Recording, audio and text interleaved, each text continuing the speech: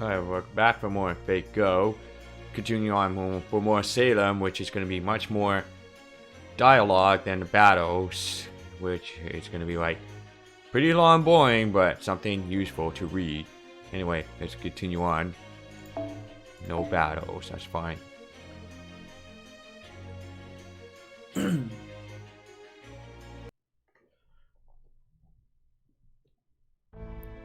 Those must be the traveling performers. What were they thinking, coming all this way to perform in a village like this? What a disgraceful outfit. I could never let my child see that. I heard they put on a play about a romance between aristocrats. Hi there, young man. I hope you'll come up to see the softball company perform. I thought I was used to being stared at, but this is something altogether different. Remember, we're supposed to be entertainers now, so you can't get angry no matter what they say to you. I know, but I can't help being French. I'm just as out of place here. Besides, you can pass as educated gentlemen as long as you keep quiet. In my case, I just come across as a Roma who came to the New World to make my fortune. These villagers may not care for the British Army, but they don't have much love for the French either. In fact, this British settlement and France are currently at odds with one another. Only 14 miles north, the French army led Native Americans against a northern British colony, completely wiping it out. Naturally, the British retaliated and respective colonies ended up fighting.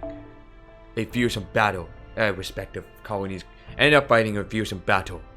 The competition for resources is fierce between colonies. War is all but inevitable. Truth be told, my great-grandfather, the first head of our family, was part of the French colonial army himself. He was deployed to Canada, but he must have taken part in skirmishes around this area as well. I see. No wonder you have such complex feelings about this place. Retaliation after retaliation. Soldiers sacrificing their lives to avenge the loss of their commanders. Is that why you and Robin are always arguing?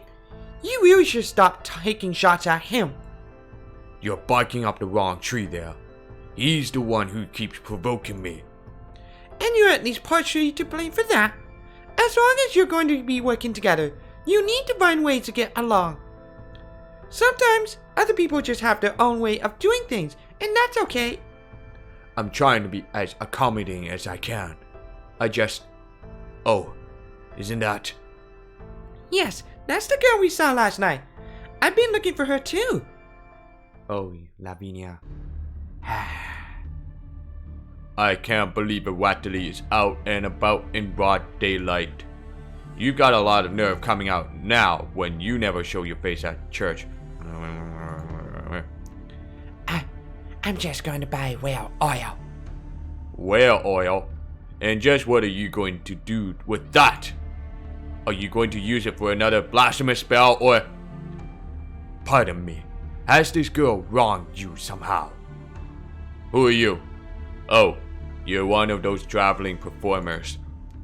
That's right, my name is Sanson. Pleasure to make your acquaintance. Tell me, what possible use would this girl have for oil besides lighting a lantern? What could she possibly have done to warrant such treatment? What business is it of yours? Charles, we just talked about this. Are you threatening me? No, that was not my intention. I apologize if I offended you. What a strange man. He's gone now?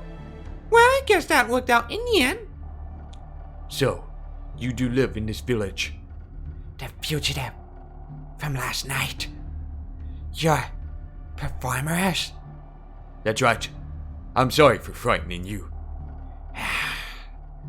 She hasn't let her guard down at all. Would you mind if we asked you about what happened last night? Anything you can tell us would be a big help. That really surprised us seeing something like that happen right after we got here. Did Abby say something to you? Oh, so you're a friend of Abigail's. That makes this easier. Stop it. Nobody's friends with me. Lavinia. My name is Lavinia Watale. Everyone in Salem knows my family and hates them. Did you think that old man was just yelling at me for no reason? Oh my god, it's horn. He wasn't. The whole village hates what we're doing. I don't blame them. So, your family is tying you down. I'm Charles Henry Sanson. I may be French, but I'm not your enemy. Are you defending me? Why are you being nice to me? Is it because of how I look? I'm an albino, a freak, a living skeleton. All your albinism means is that you were born without enough melanin. That's nothing to be ashamed of. It's just a part of who you are. I don't find it ugly at all. However, it would behoove you to eat better, if you don't mind me saying so. You're an idiot. If you want your show to succeed here, you should stay away from me. We will never charge admission to children. Isn't that right, Matahari? Of course not. We hope to see you at our show, Lavinia. If you like, we'd be even happy to provide a seat where you can watch in privacy without worrying about the rest of the audience. Then, I just have one request. What's that? Don't tell Abby I was there last night. If you do, I'll tell everyone else what I saw. I'll tell them you used magecraft to kill those beasts. I saw the whole thing. Why is she so certain about that? So, you wish us to keep your presence a secret from Abigail, do you? I can see that this is very important to you. So, what would you do? Alright, we promise we won't tell her. Don't talk to me again, okay? I'm afraid we can't promise that. Guess we got a problem on our hands. Could an ordinary child be so unbothered after seeing you fight like that? The Watterly family, I think we had better look into them as well. That's all well and good, but you kind of looked to me like you cared more about her than her possible connection to the demon god Pillar. Are you sure we can trust her? I am, yes. Really now? Well, never mind that for the time being. Let's go report this to Master. I wonder how Robin and the others are doing.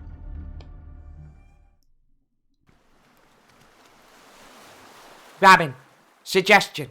Listen. What is it, Prince Netta? If you got something secret to tell me, make it quick. 'Cause there's a sweet little tavern over there with my name on it. On duty. Drink not. Want not. I mean, Robin, listen. Have a suggestion. Yeah. What is it already? This area. Strange. Unrealistic. Therefore, no sense in sneaking. We can capture villagers. Question them individually. Rational. Efficient. We can handle anyone who resists. Concern. Unnecessary. Aha, I see. No wonder you were cast in the period piece. Naturally. So, you're kinda chafing under the whole slow, methodical investigation thing, yeah? I don't blame you. If you wanted to run in and start throwing our weight around to find out what we're looking for quickly, we could do that. We're servants, and they're just ordinary people. They'd be way easier to handle than monsters.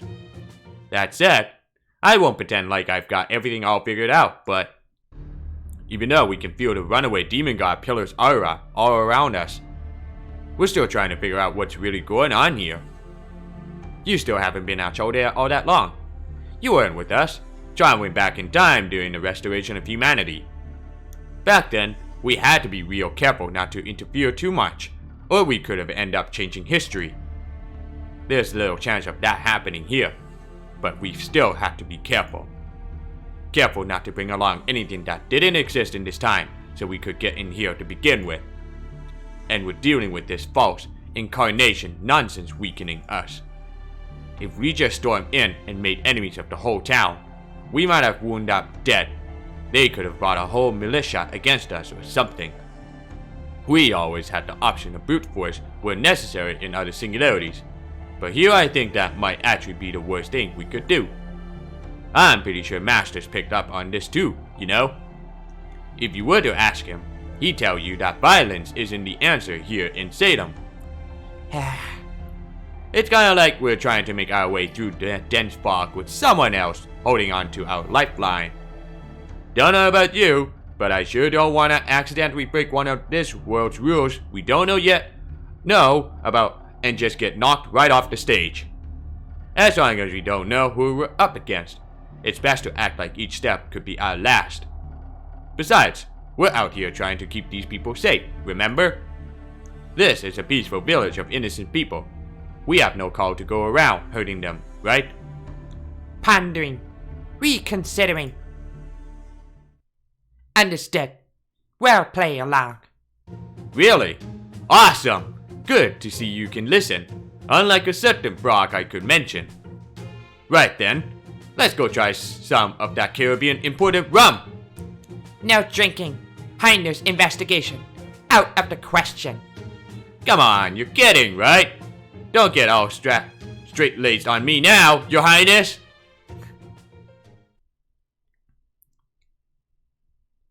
So, the sea is right past those wheat fields. This whole area must be grassland. I read that land like this that's shared and managed by the whole village is called a common here. This should be the site Abby ran off to. I wonder where she could be now. By the way, Senpai, did you think there was something a little strange about Medea? I thought I was just imagining things before we race-shifted, but now... You know, she was acting strange. So you thought so too, then? She just doesn't seem like herself somehow. At first, I thought she might just be upset about how we asked her to come to a place that's best known for its witch trials. But then she was eager to help me set up the comms device last night. I'm just not sure what to think anymore. I trust your intuition, Mash. Senpai, thank you. I appreciate that. Of course, I hope I'm wrong about this. We made it through the boundary field and into Salem. No matter how peaceful the scenery may be, this is still enemy territory. It's eminently possible we played into their hands without realizing it. Look, there's a gold rabbit hopping around there. Huh? Where did that come from? A gold rabbit? Where is it? Wait, that's not a gold rabbit. That's golden hair. It's Abby. Don't tease me like that, Senpai.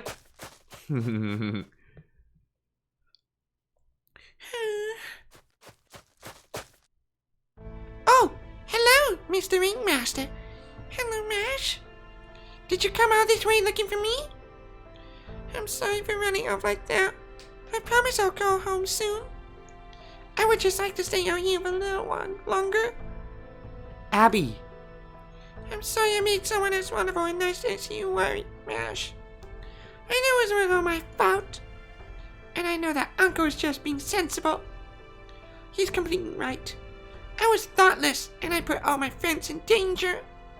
I even ended up getting Tutuba in awful trouble when she didn't do anything wrong. And after she told me such wonderful tales from her homeland, too. After that, I told her I shouldn't just be allowed to watch her show like I did nothing wrong. I don't know what to say to her. Is there anything we can cheer her up, Senpai? Why don't we take a little walk? A walk? Okay. I love going on walks. There's a path to the beach down that hill over there. The wind's not too cold today, so I bet it's perfect weather for a walk. It's really nice out, right? Yes, it's lovely. Oh, I almost forgot. Uncle said I'm not supposed to talk to the guest. What about talking to friends? Oh yes, that's a wonderful idea. You're fun, Mr. Ringmaster.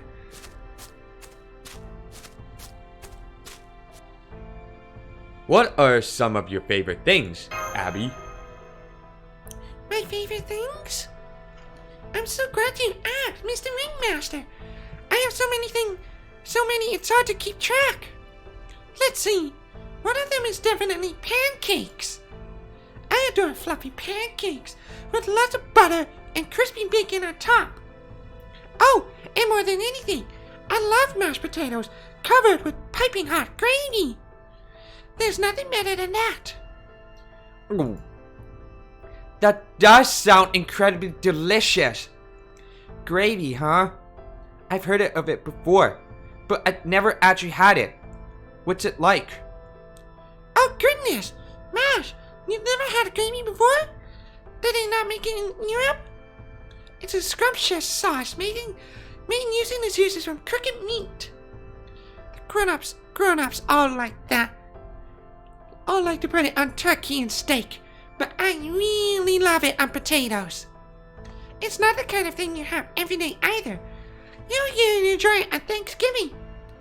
It's too bad you and the rest of the Southwest Company. Oh shit, off text. Well, that's just a bit of glitchy out off text right there, buddy. Game translator. Didn't come during the holiday, Mr. Ringmaster. It has been a while since we celebrated anything, though. I see. I'm sorry to hear that. Still, the meal that Tituba made for us was, very good in its own right. I'd never had porridge before either, so it was quite, novel. It's okay, Mash. I understand. You don't have to be so polite. Tituba does the best she can with what little we have. But I know that porridge isn't something seasoned travelers like you would really love. I'm sorry. I guess you saw right through me. Tituba cares a lot about being a frugal, though I'm not sure why. Maybe it has to do with her own beliefs. So when she makes porridge, she'll water down the milk and skim a lot of honey.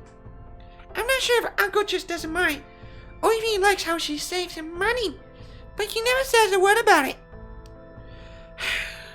There are so many things Salem is missing. Do you like this village, Abby? Oh, you want to know how I feel about Salem? Nobody's ever asked me that before. I'm not quite sure how to answer. Were you born here, Abby? Yes, I was. There was a comet in the sky the year I was born. It was so big you couldn't even see it during the day. I don't remember seeing it myself, but I'm sure it must have been a wonderful sight. Anyway, I'm sure Salem pales in comparison to some place like Boston. But even this town has a lot going for it. Uncle told me that its name comes from the word Jerusalem. You know all about Jerusalem, right? Every good Christian does. It's the holy city that was once ruled by both King David and King Solomon.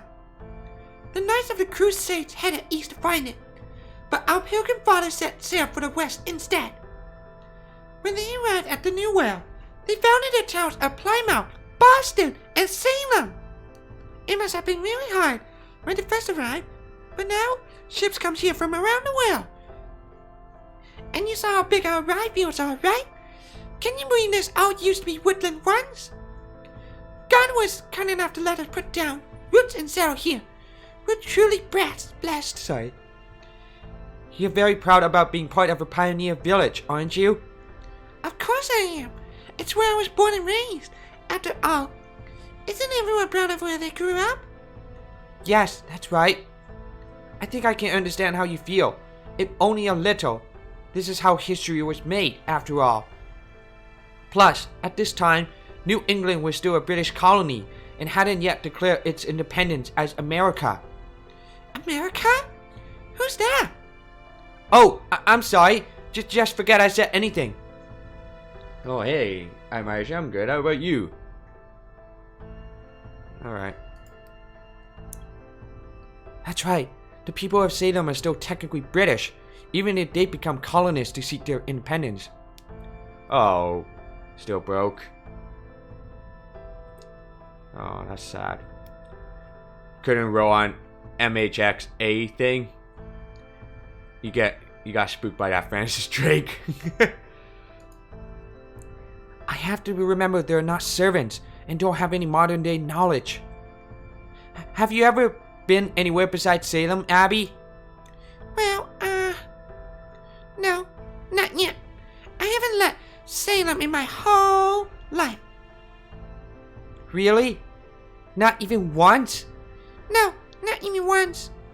Everything I know about Boston I heard from others. I'm sorry for misleading you. I just love hearing about other towns and other countries. Say, Mr. Ringmaster, you and your company have performed all over Europe and the colonies, right? What sort of show did you put on in Boston? Did you stop by Jamestown too? Is it true that New York has stores where you can buy tea and porcelain from the Orient? Oh, I really wish I could see your show, but since I can't, could you at least tell me about the different countries you've been to? Would that be alright, Senpai? I got scooped and transported by a ship, Kappa. Okay. Sure, we can't tell you everything, though. Really? That's wonderful. Thank you, Mr. Ringmaster. That's great. I love hearing about foreign countries, too. How do you feel about your uncle? Uncle Carter's very responsible and quiet and strict. Everyone in the village is very pious, but I think they are also very stubborn and they don't like to admit when they made a mistake. But when Uncle starts talking to them in his calm voice, they always seem to accept what he says. I see. So the other villagers really trust him, don't they? Yes, they do. He teaches at Harvard Divinity School in Boston, after all. He studies Orient there. I don't really know quite what he researches, but he always has fascinating things to share about foreign countries. He told me some really unusual stories about faraway lands, like the Qing Dynasty, I think, and the Mongol Empire, and a place called, Sepang. They're all so fascinating. I see. It sounds like your uncle is where your love of foreign countries came from then. I guess he must be. Well, I do love hearing stories like that, but my very favorite thing is when I tell my friends and let my imagination run wild. I especially enjoy telling them to Lavinia. She's always so interested to hear them. Lavinia? Is that a friend of yours? Yes, she's the same age as me, so she was also born in the year of the comet. She's the best. I always love talking with her. None of the other girls have much interest in foreign countries, so they only ever ask boring questions. But Lavinia loves to read, so she knows all sorts of things. Sometimes I even think she knows more than Uncle. Sometimes we even come here to watch the scene together. But did you and Lavinia have a fight or something? yes, this time you saw right through me, Mr. Ringmaster. I must have upset her somehow because lately she just won't talk to me. I'd asked her about it, but she kept refusing to answer, so after a while I got upset too. But she's still my best, most cherished friend. Being apart has helped me realize that. I noticed there were a number of friends of yours at the secret gathering last night, though. Does that mean Lavinia wasn't among them? I secretly sent her an invitation, but she never showed up, just like I knew she wouldn't. I wonder, could that be the girl who ran off into the forest? I talked to Tuba about this, and she gave me some advice. She told me to be honest with myself and think about whether I'd done something to hurt her without knowing or meaning to. She recommended I ask myself 3 questions. So, what were they? First, have I pretended to be someone I'm not? Second, have I jumped to any conclusions about her? And third, have I been neglecting to pay attention to tomorrow because I'm still nursing a grudge from yesterday? Tatuba said that? I see. After that, I realized there was a lot of things Lavinia could be angry at me for. And now I don't know what to apologize for first. May I say something? Does Lavinia have white hair? And, very pale skin? Yes, that's right. Have you already met her, Bash? Yes, I actually saw her in the forest last night. I guess I hadn't told you yet. Really? Didn't you mean it? Then she showed up after all. I'm so glad. I'm just sorry that I didn't notice she was there. Now I have something else to apologize to her about. So that was Lavinia, huh?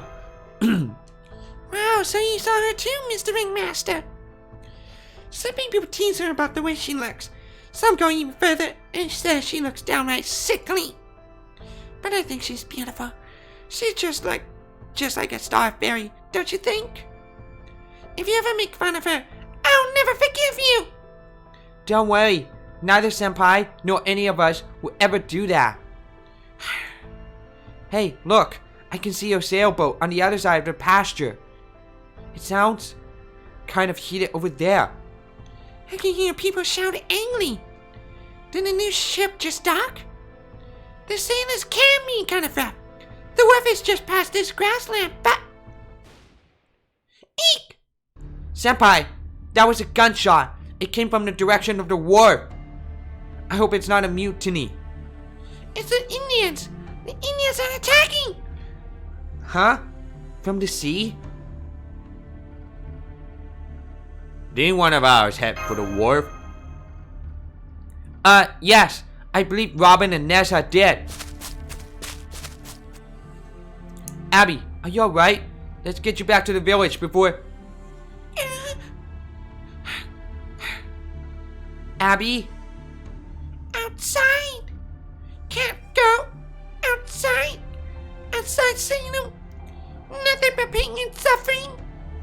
Everyone that comes from outside is...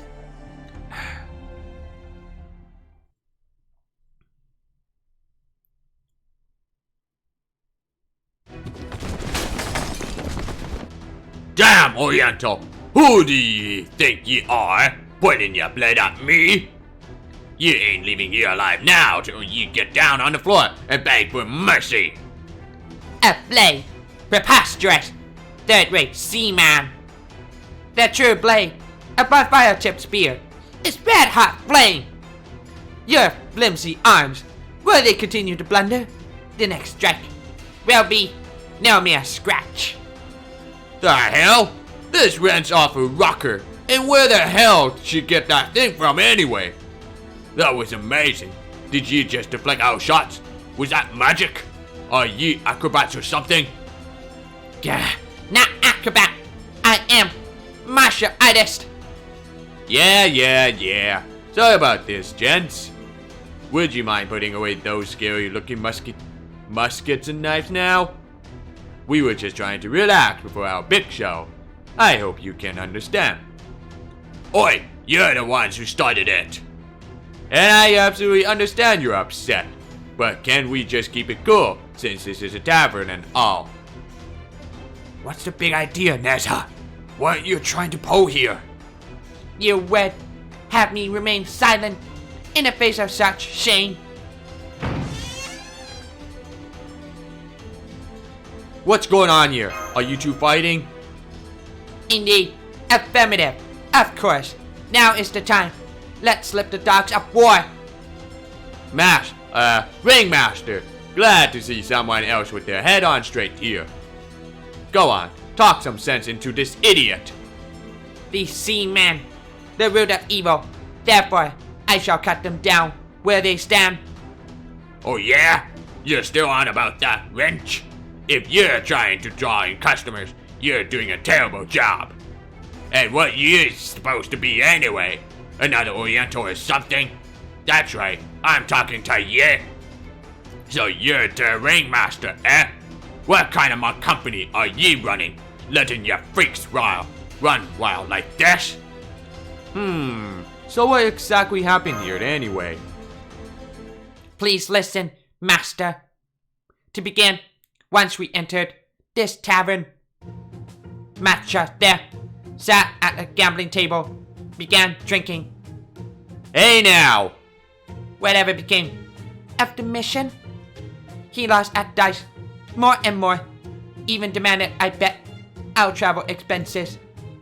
Whoa. Keep that to yourself. Nothing better to do, so I followed his example, joined him, gambling table. Had no idea what I was doing. Beer was so bad, it was undrinkable. Then, at my lowest moment, third-rate seaman gestured towards me, called me a prostitute, and began touching me near my waist. Oh my god. That I did not mind. He did treat me to some milk. That's surprising. Next, he made me sit on his lap, told me to pour him another glass. That sort of frivolity I also do not mind. You didn't mind? I do not mind. However, this seaman remained in high spirits, yet as he kept drinking, burst into tears. He began to complain how sad my body is. Can you believe? This body given to me by Tai Yi Zenren himself. How dare this man appraise this body as sad? How dare he? That's what bothers you about this? That's about when I couldn't take it anymore and tried to go smooth things over. According to that sailor, Nessa is so light that he figured she wasn't eating well enough. And that got him thinking about the kid he left behind in his own country. Yeah, that's right. You got a problem with that. So what the hell this wrench of years ago and pull a weapon on me? Haha, don't worry about it too much, young ringmaster. This guy's just a big old fletcher.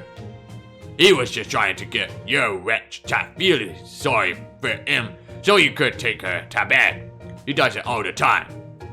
Sure ain't much fun to be had in a Puritan port town like this after all. Yeah, neither we sailors nor your performers belong here, so we might as well get along. Ha ha ha ha. True, Robin was out of line. He'll apologize. Me? What'd I do? Not keep a close enough eye on her? Yeah, alright. I had a feeling it might go this way. What's going on? What was all the commotion about?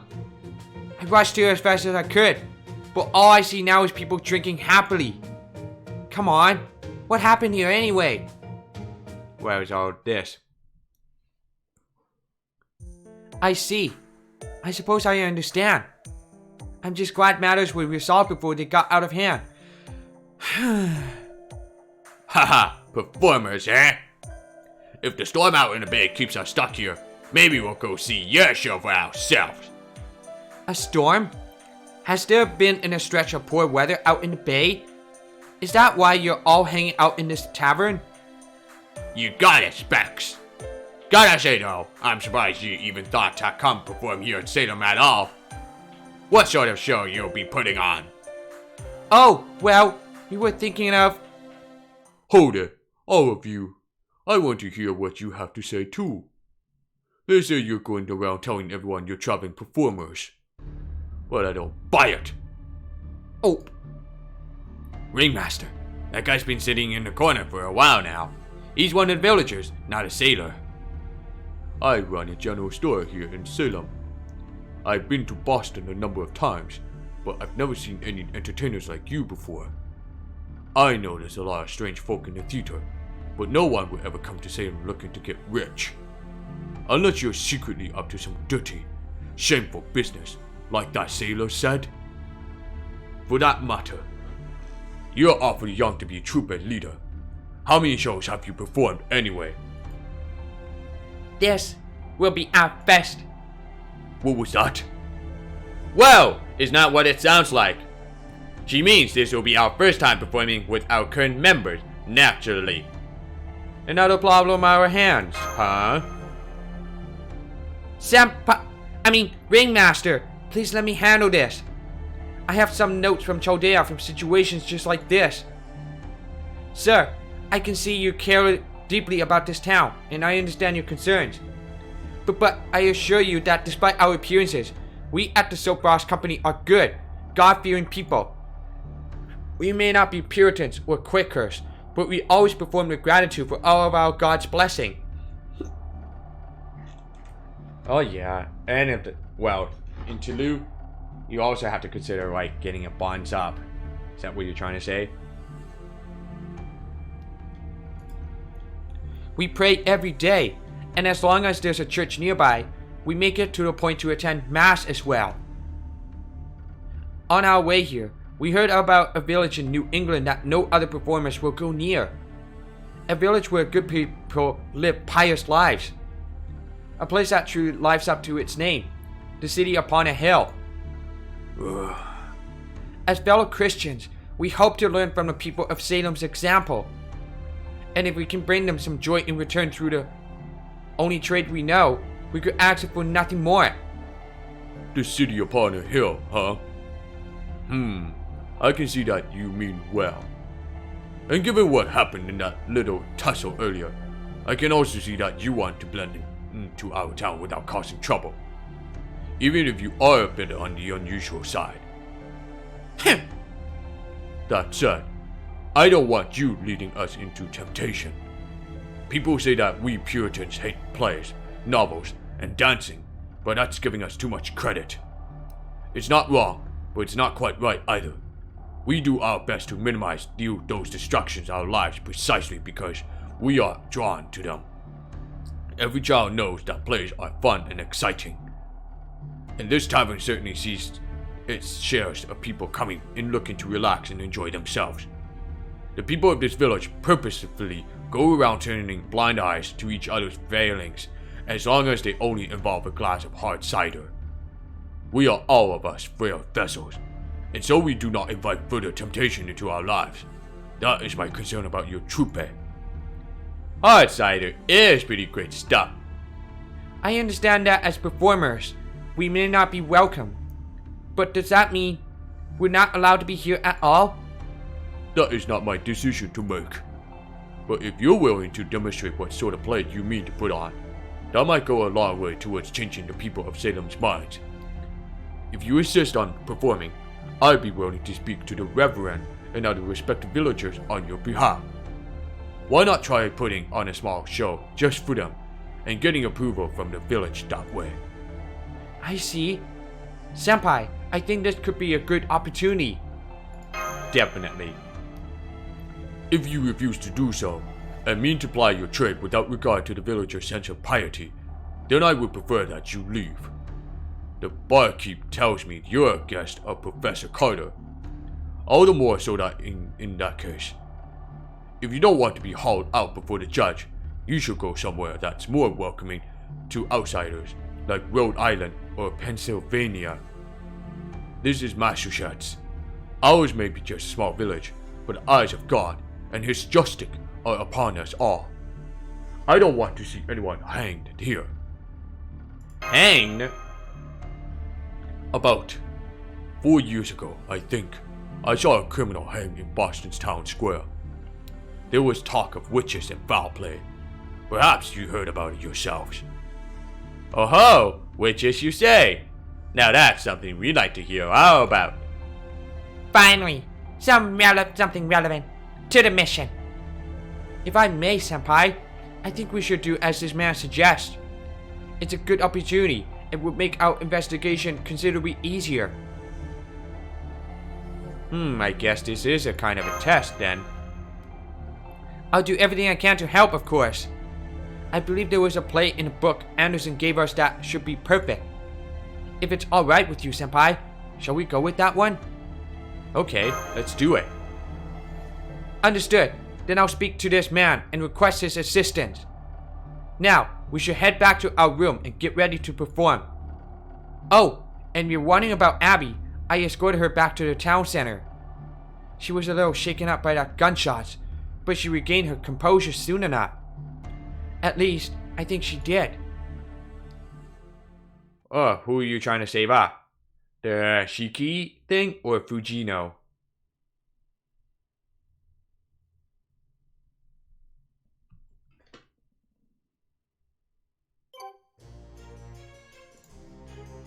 Alright. This is going to be a performer place right there.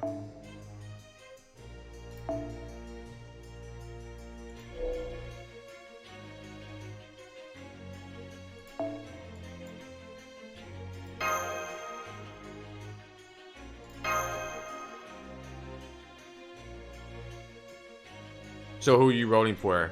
Like the Kara no Kayako or something? Or the Scotty?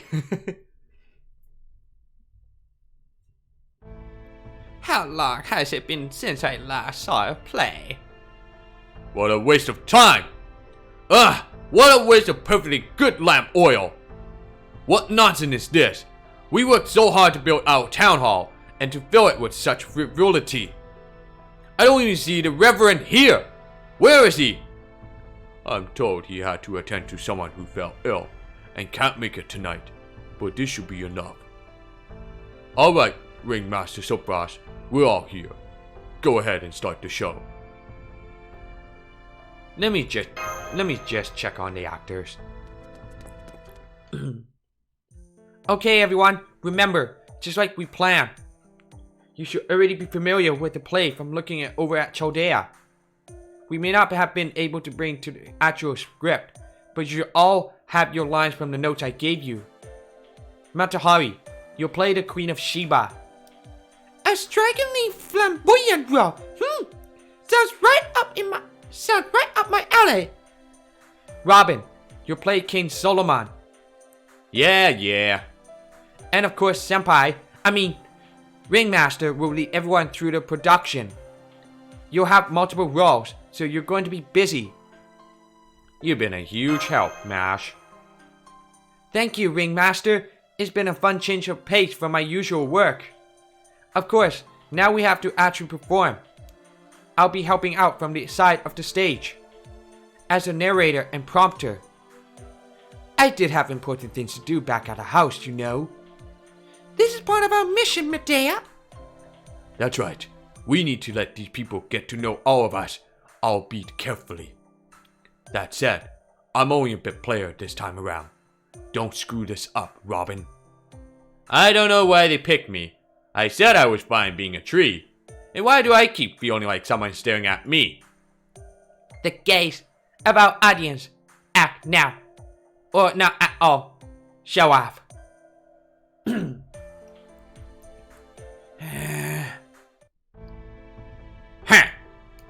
I appreciate you taking time out of your busy schedule for my guest, Your Honor. I am not here as a dramatic critic. I will not judge the quality of performance. It would hardly be fair to me to go around espousing Puritan values after all. I will merely be determining whether this production is suited for the good Christian people of Salem. A perfectly sensible choice. Can you tell me what the company will be performing today, Miss Mash?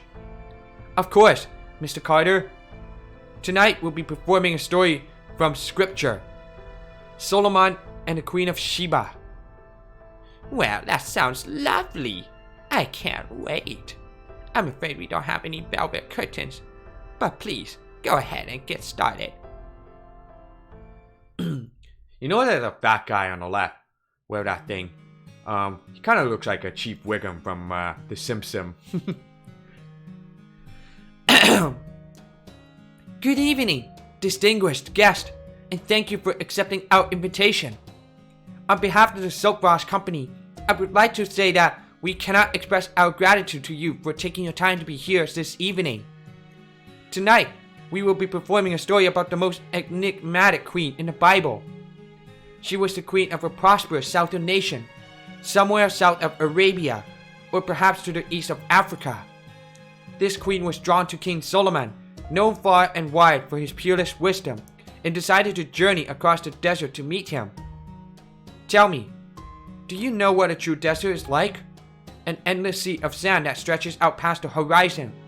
A land of death where not a single drop of water can be found.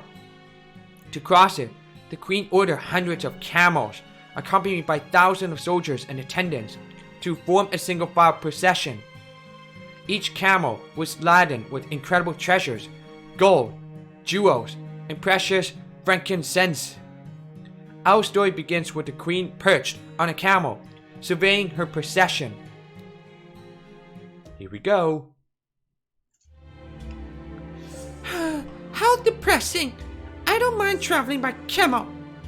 But what would I do if I travel all the way to Jerusalem and still cannot meet with King Solomon. Why does this weigh on you so, your majesty? You have thought of nothing else for these entire 2 months of travel.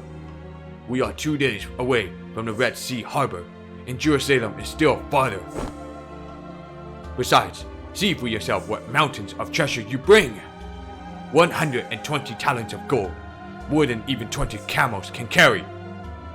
Sapphires, amber, opals, garnets, and other precious jewels. The finest frankincense our nation has. Never before has such a vast array of treasure been brought on such a journey across the desert. More even than that, your majesty, beauty is renowned far and wide. King or not, there is no man alive who would refuse you. Is that so? Here we go. I'm not sure about that. These treasures are merely tokens of my good intentions to show the people that I am trustworthy. The true cargo I bear lies within my heart. For this man was born to be king, and has been blessed by God himself. I'm afraid I do not understand. This man may be a great king, but he's still just a man. If you flatter him, he will grow conceited. If you appeal to his greed, riches will blind him. If he is truly born to be a king, is that not all the more reason for him to be rest on the laurels of his lineage? It is true that Israel is much more peaceful and far easier to trade with now than it was under his previous king. But I still have my doubts about his wisdom. Keep such thoughts to yourself now that the harbor is in sight. One never knows what the ears of the king might be lurking. As you wish. What's this? Kira, caravan leader! Something is amiss at the head of the procession. It appears to be an ambush by bandits. They never learn, do they? We should be nearing an oasis. Thieves often congregate in such areas, so I expected some issues as we drew near. Some poor fools cannot resist the temptation our caravan offers in the possibility of its riches. If you expected as much, then I trust you have also prepared for such attacks. Is there anything I can do to help drive them off? Surely you jest, your majesty. Rest assured that all is taken care of. We have plenty of capable fighters at our command. These fighters do not work merely for money. They are warriors of honor, faithful to queen and country. I will send them out alongside our own soldiers, post haste. My, but aren't we pompous all of a sudden? But very well then. I leave you and your fighters to your task. Okay.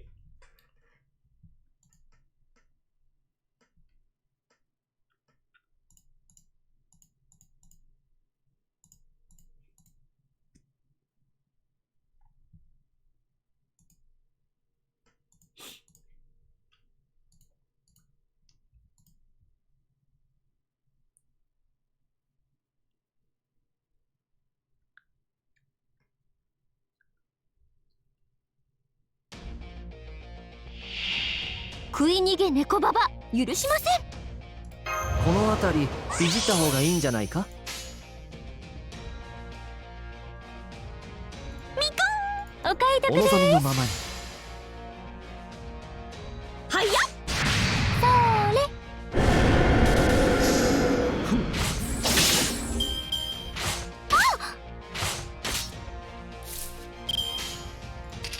みかんさてさていいとも。うわ Okay.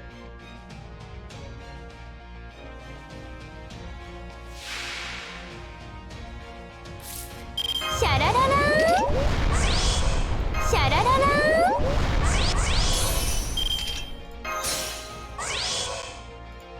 ンバリバリ呪うぞ。後期到来です。ちょっと神様っぽいところ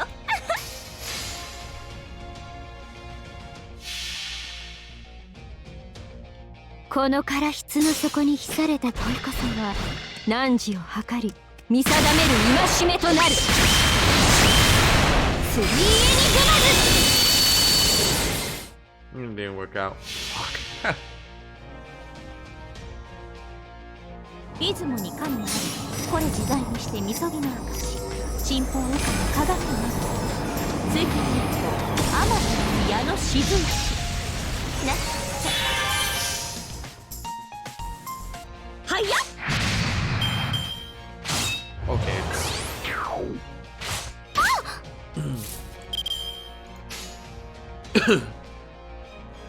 王の話をするとしよお買い得です。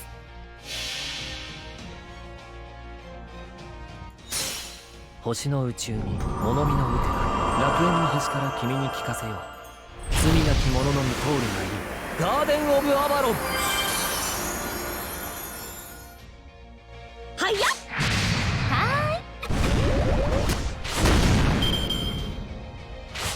もう Okay, buddy. Fuck off. もったいないですね。いいとも。はーい。へい。どうかな。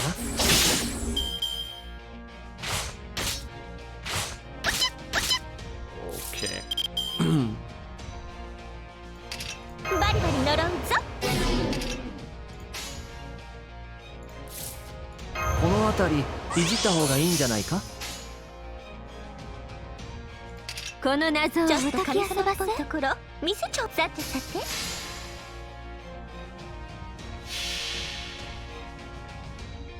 この唐室の底に秘された問いこそは汝を測り見定める戒めとなる。スリーエニグマズ。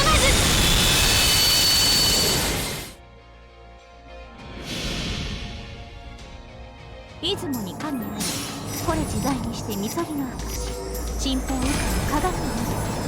次に天地の矢の雫石なっはやっ Oh. Son of a bitch. いいとも。お買い得です。ふん。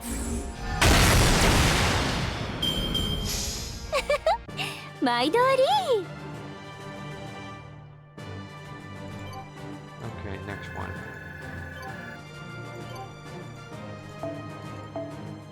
Oh, well, it's leveling up.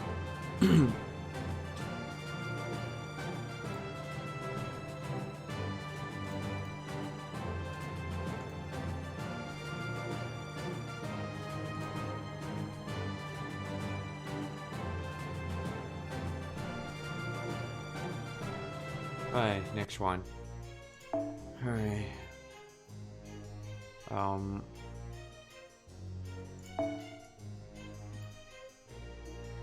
Let me use this, switch it. Like that.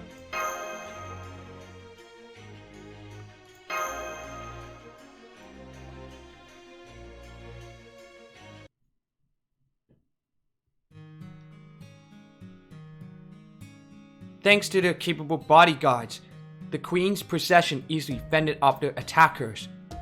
Soon after resuming their journey to Salem, the procession arrived at the Red Sea harbor.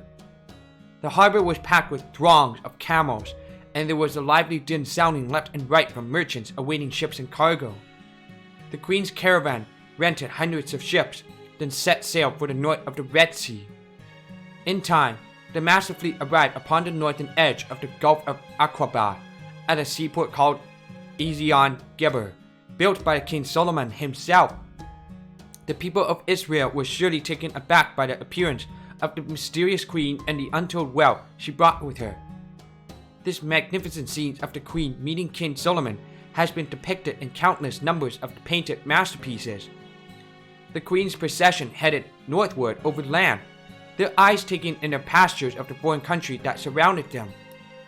Then, at last, they arrived at a point where they could just barely make out Jerusalem's glittering, white ramparts.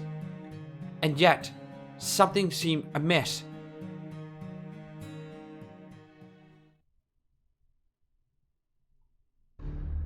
Oh, this is ridiculous! I can't take it anymore! You seem upset, my retainer. Yes, Your Majesty, I am! We've been stuck in this village within a ravine for an entire week. If we don't get moving soon, the soldiers and camel tamers will start to get homesick. What say the messengers we sent ahead to Salem? I've sent them countless times, Your Majesty. I even went to try and negotiate our entry to myself. It's just, the gods keep inventing reasons to turn us away at the gate. They're hopeless. Even showing them a list of all the gifts we bring for King Solomon, I've done little more than warn or smirk. I see. Then perhaps it is time I met with them myself. Tell the caravan to loosen their loads and make themselves at ease. Your Majesty?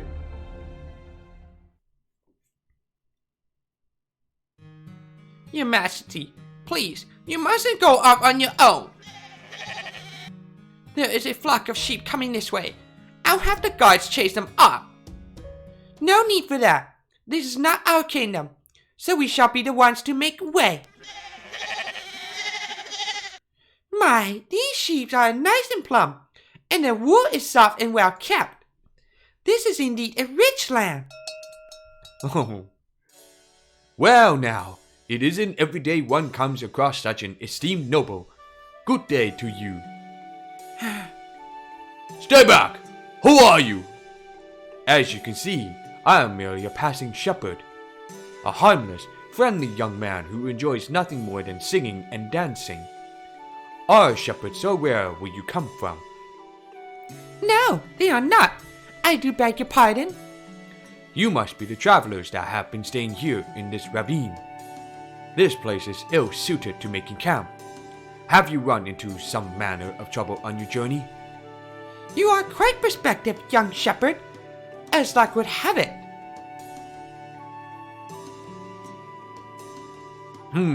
I see. That is certainly odd.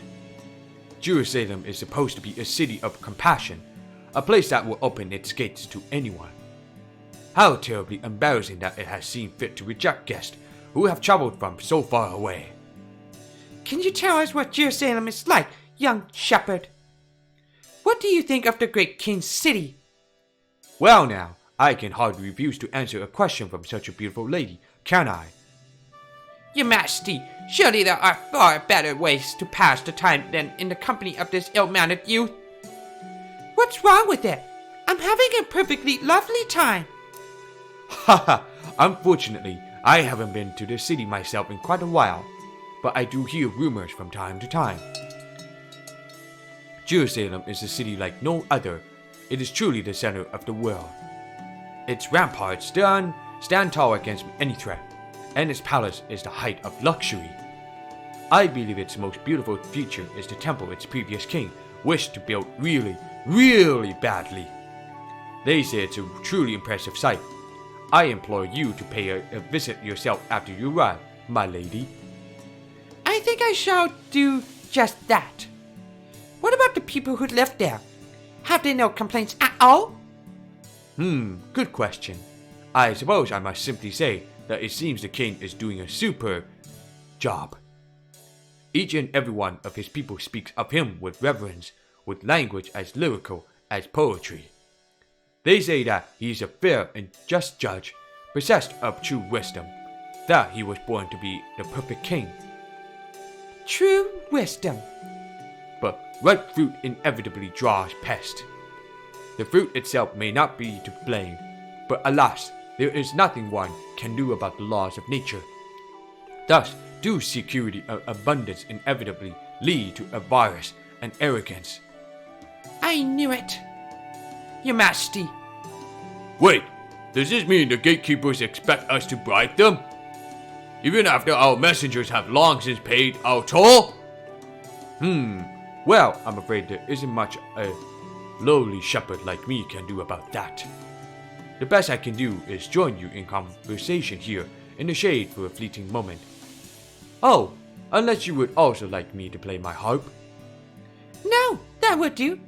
Thank you, my good shepherd. By the way, I notice a number of your sheep have injured their legs. Could I buy them off of you, so that I may treat my subjects to them? Well, that would be a great help. I could not think of a more advantageous trade for us both. Oh, right. I just remembered something else that you may find of interest. It is, perhaps, a bit spooky, but... Hidden gates, you say? That's right. Gates. Jerusalem is a big place, with many people coming and going. As such, the ramparts contain a number of side gates. A holy gate reserved for God, a gate for chariots, a gate for merchants, a gate for slaves, even a gate for shepherds. And while I don't know whether it really exists or not, I've also heard there's a forbidden gate for Ruach, for spirits. They say it is dark even during the day, and that the dead themselves make use of it. It is always closed and barred, and not even the guards go near it. Why are you so blushy, David? Thus did the Queen of Sheba learn of the hidden gate into Jerusalem from a mysterious young shepherd. The queen next stole away to Jerusalem in the middle of the night, taking only a select few of her servants. She decided that if the front gates would not be open to her, then she would simply sneak in the back. None of this is written in Holy Scripture, but please do not call it heresy.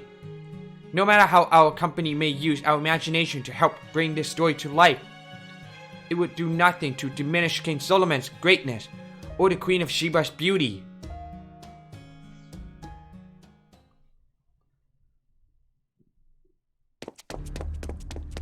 If the guards will refuse us passage, then we shall make our own passage in the city.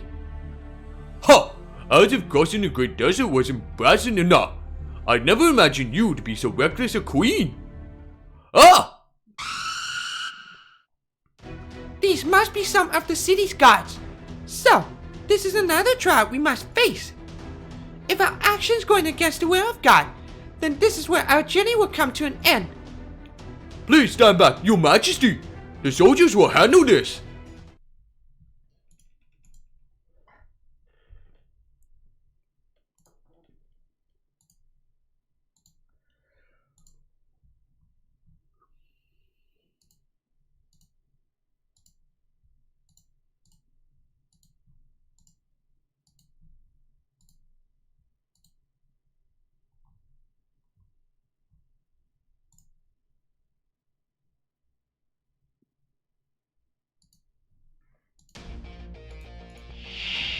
私に頼るのね。いいでしょう。任せなさい。手伝うの。気にしないで。この辺りいじった方がいいんじゃないか？いいでしょう。さてさて。敵へ補足。はいや。どうかな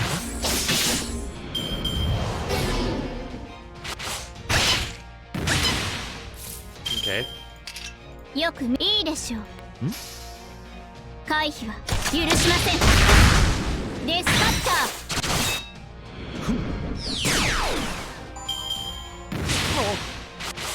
しません。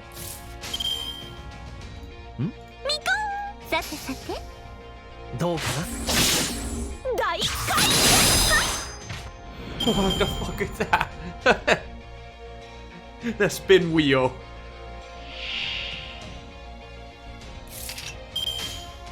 さてさて。ミコ。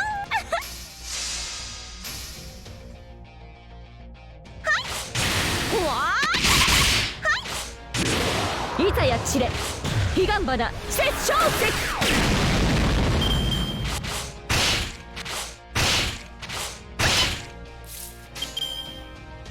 石。いいとも。よくいいでしょう。それ。回避は許しません。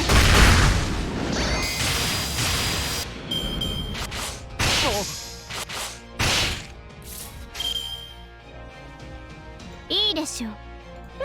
いいとも。回避は許しません。大回転。どうかな？ Okay. Now we're facing against those fucking Ifrita. エリザ粒子展開。この辺りいじった方がいいんじゃないか。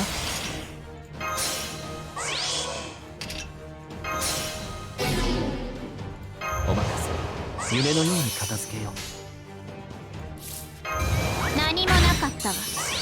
何もなかったわ。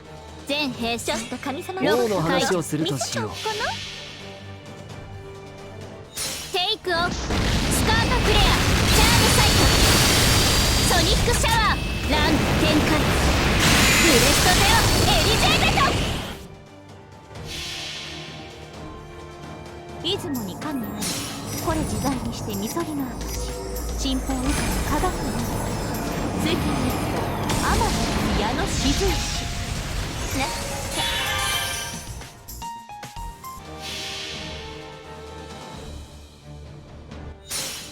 星の内海、物見のうてか、楽園の端から君に聞かせよう。罪なき者のむ通りがいい。ガーデン・オブ・アバロン。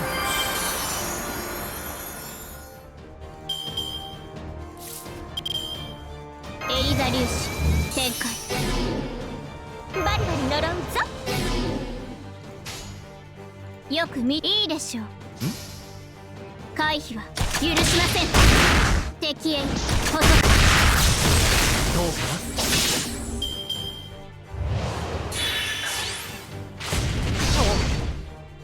引きません。よくいいで粉砕します。デスカッター、回避は許しません。エリジャーンドリル。終わりました。祈祷します。パイロットはクールダウンの準備をしておくように。Leveled up 109. Check. Okay.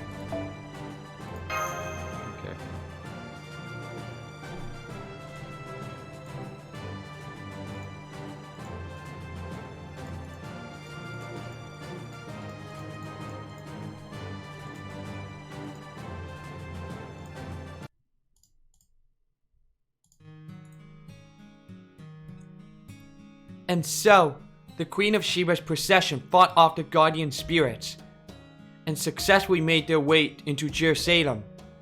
Soon, the king learned that a foreign queen had entered the holy city and the front gates were finally opened. Thus did a parade of camels and ostentatiously dressed attendants make their way through Jerusalem. Though the people of Jerusalem were accustomed to luxury, the riches that the queen presented to the king must surely have made even their eyes pop. The lavish spices they brought with them also proved to be incredibly popular, and soon the holy city was filled with their scents. Shortly thereafter, the queen was officially invited to the palace, and at long last granted an audience with King Solomon himself.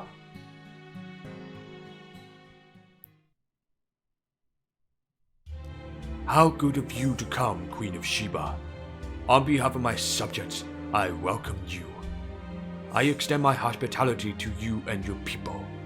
Please, stay in my palace. Rest from your journey. It is a pleasure to make your acquaintance, good King Solomon. Now that this moment has come, the fatigue from my journey has all but vanished. I know who you are. This may be our first time meeting face to face, but I have had opportunities to learn about you. Without fail, the finest jewels and spices brought to Jerusalem come from the southern kingdoms. I have spoken to merchants and travelers about them, interested to know more. They told me of a queen from a desert kingdom in the south with a sure eye and a nose for trade. Until last night, my image of that queen was hazy and blurred, like a mirage.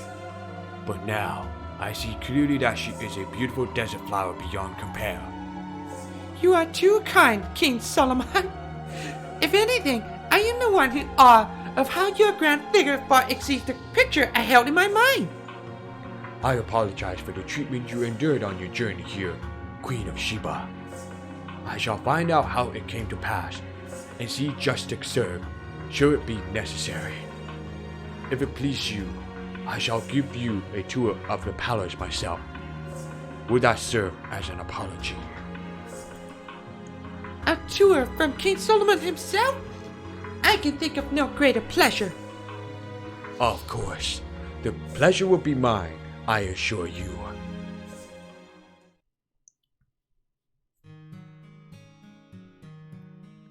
The two rulers proceeded to walk around Jerusalem's palace, chatting happily all the while. Every one of the dances performed, the harp songs played, and the dishes served was truly exquisite. But the place that the Queen of Sheba was most impressed with was indeed the very building the Good Shepherd had told her about. The magnificent temple of Jerusalem stood even taller than the king's own palace. Atop its great altar, burnt offerings were made to God. There, sacrificial animals and other splendid offerings were consumed by sacred fire. Once these offerings were chosen to become God's food, the frankincense, which would later be chosen as one of the 3 wise men's gifts, was burnt like firewood. While bearing witness to these amazing spectacles, the queen casually posed King Solomon a series of questions. Indeed, these very questions were the queen's purpose in venturing to Jerusalem. A quest begun in the hope of appraising the king's wisdom, distinguishing his wit, and gaining a true answer to questions she had long pondered. Some scholars said the queen had only 2 questions, while others claimed she had as many as 19. Whatever their number, King Solomon answered each in turn, and the queen marveled at his wisdom. And in that moment, she decided to entrust King Solomon with the 3 most precious riddles she carried deep in her heart. Solomon, in turn, honored his noble guest by having his many retainers line up along both sides of his throne. So began a battle of wits to test the merits of both rulers. There could be no room for failure. As silence hung in the throne room, the audience watched with bated breath.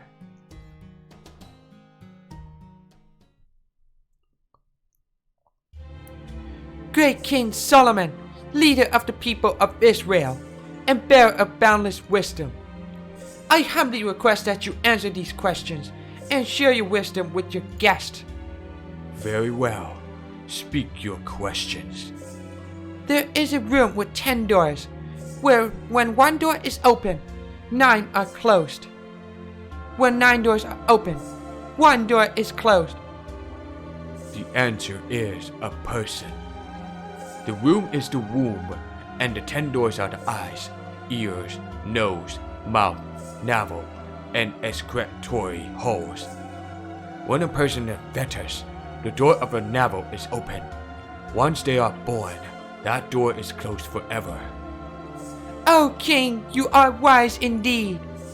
Speak your next question. Very well then, O King. Let me next ask you this. These words weigh more than gold or even light itself, and require 4 people to carry them. And yet, their master has never once seen them. The answer is the Ark of the Covenant. The very chest I inherited from my predecessor. It contains the 10 Commandments, the proof of our covenant with God. It is kept in the innermost chamber of my temple, a most holy room that is constantly filled with incense. O King, you are truly a man of wisdom. Speak your next question. Very well then, O King. This is my final question. This ocean is calm. A ship sails forward against the wind. The ship's pilot plots a course toward dark clouds. The ship is in no way prepared to weather a storm. Let's see. The answer is... hang on. Time out. Just give me a second here. Calm ocean. A ship pilot. What? What's that all about? Uh-oh, you fucked up, Robin. You fucked up. Hold on, just a moment. I can answer this. Oh yes, great King. Please tell me your answer. What's the matter, Solomon? Hurry up and answer the question. I'm trying, but my script only had 2 riddles. Huh? That can't be right. Wait, I don't see it in mine either. What's going on? I could have sworn Anderson's manuscript had all three. Huh? What's this? Don't tell me the King Solomon can't even answer a simple riddle. Well, what say you, your majesty? I'm following my script to the letter, okay? I didn't have any response lines in mine either. Damn it, Matahari! I can tell you're enjoying this. Yeah, I've got your answer right here. Why do I know it? Solomon knows everything. Please stay in character. That riddle was so easy it is not worthy of an answer. Well, what say you, my trusty advisor? Would you like to answer this one in my stead? You may even just offer a hint if you like. Why are the scripts different? Come on, Ringmaster, help me out here! Senpai. Maybe it's the difference between you two rulers? Rulers, huh?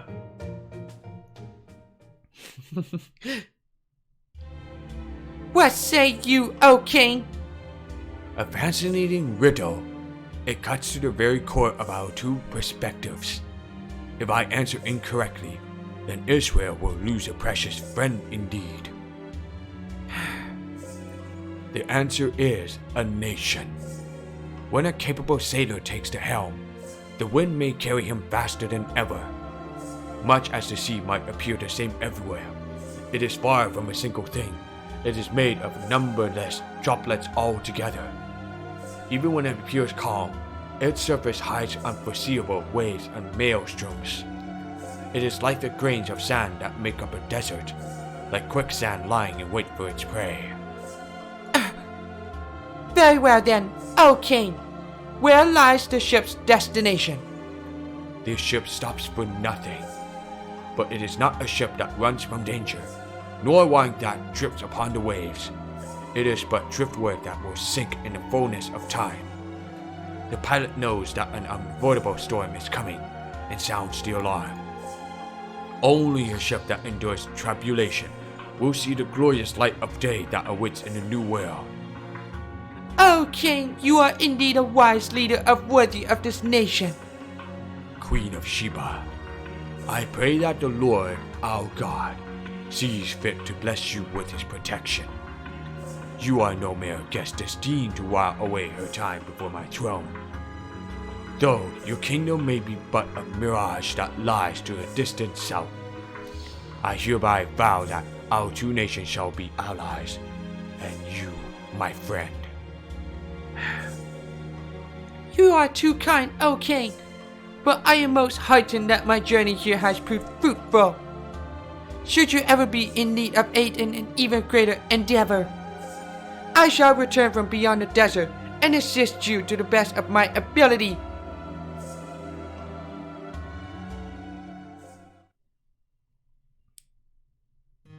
Thus did King Solomon and the Queen of Sheba's battle of wits come to an end.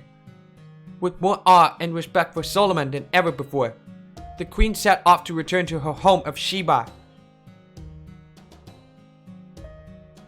Solomon, in turn, was happy to give the queen exactly the gift she wished for.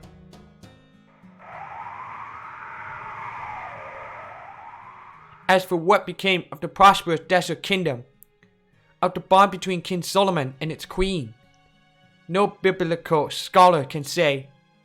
All we can do now is imagine the fate of the legendary queen for ourselves. The end.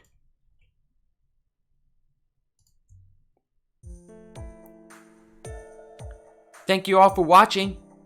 This concludes the Soapbox Company's special performance of Solomon and the Queen of Sheba. Woo! Woo! Well done. Bravo.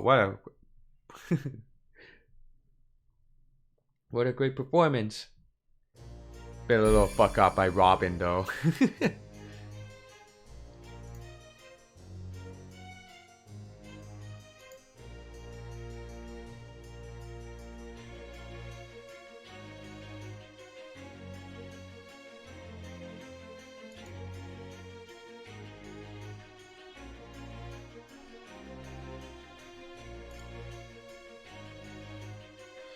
Okay, back into it. More actions of it.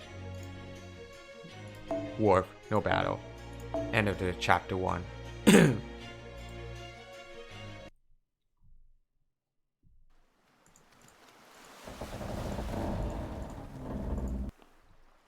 That's a bit creaky thing. Oh. So, this is the Puritan colony of Salem. Just a moment, sir. Phew, we finally managed to dock. You're the only cargo we're unloading here, sir. Certainly fine by me, though, since you already paid for passage. Pretty rough storm we had to sail through to get here, though. You doing alright? I'm on land now. My work is on land, where man lives and works. There is no land inhabited by man, here or anywhere, that is free of sin, not even Eden itself.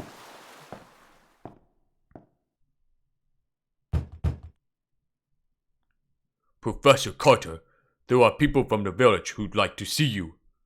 They seem pretty upset. There's a good number of them too. I see. Very well, I'll go and meet them. Pardon me for a moment, Mr. Subfrost.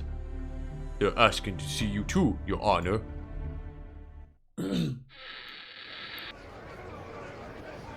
What's this all about? You have a lot to answer for, Mr. Carter. Uncle, Tituba is... Abigail, you're here too, Tituba? Mr. Carter, Did these people bring you here? Again, what's this all about? May I remind you that Tituba is my servant. I'll thank you to mind how you treat her. Gah, fine. Then listen to me, Mr. Carter.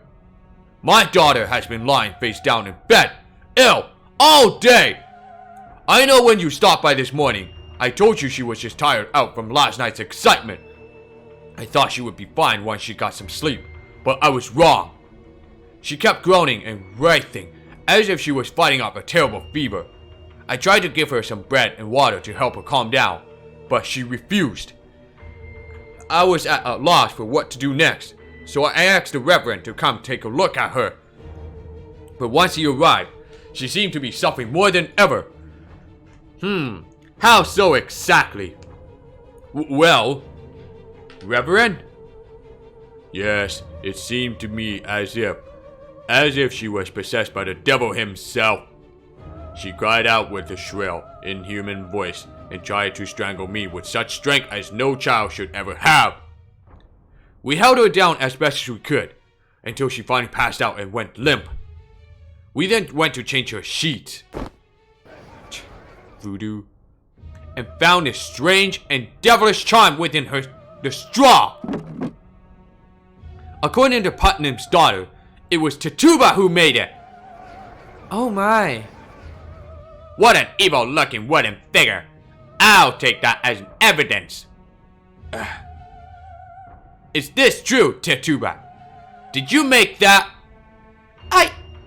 Mr. Carter, it's... well... You got it all wrong. This isn't Tituba's fault. Anne took it without asking. We could hear the commotion all the way inside. What's going on? It looks like most of the village is here. Is that Tituba they're interrogating in the middle of the crowd? I always knew there was something strange about you. Oh, this is dreadful. I don't suppose. Were you the one who had those Indians kill the Williams this? William says this? Stop that. The Williams girl is right there. You're a witch! That's a tool used in blasphemous curses. I suspect this woman is guilty of heresy. Who are you? The name's Matthew Hopkins. I just arrived here on a boat from Boston. As of tonight, I've been appointed Salem's head judge by order of the governor. Who do you think you are, barging in here? Oh. What's this? Oh my, this really is an official notice appointment. And that of a superior judge, no less. I apologize for my rudeness. Pay it no mind. These are extraordinary circumstances.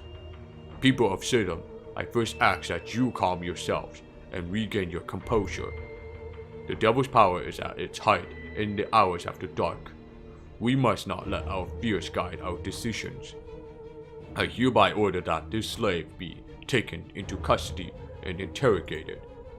I will hear what she has to say in the morning. Tituba's in danger. Don't do it, Silkbrass. I mean, Master. Please, just stay out of it. You can't interfere here. You need to remain a bystander right now, or you'll get swept up in this as well. What do you mean? Can't you tell? It's begun.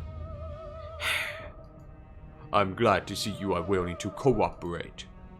Mr. Carter, as her owner, I'd like you to accompany her to the town's holding cells. Alright, I will accompany you. Mr. Carter! Miss Mash, Mr. Silkfrost, I'm sorry to trouble you, but could I ask you to take Abigail home from me? I know I can trust you and your troupe. You all proved that in your play. Abby. This is awful. Poor Tituba. Well, that was pretty quick. It's pretty a long chapter though. But you know this story is actually pretty dark. By the time you keep reading, it gets way darker than you could imagine. Anyway, first knot, section 2. No battle.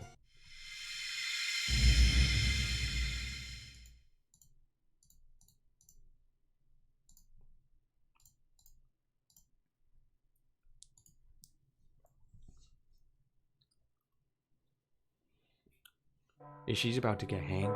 Yep, she's about to get hanged soon. Damn. The next day, Salem Day 2. I see.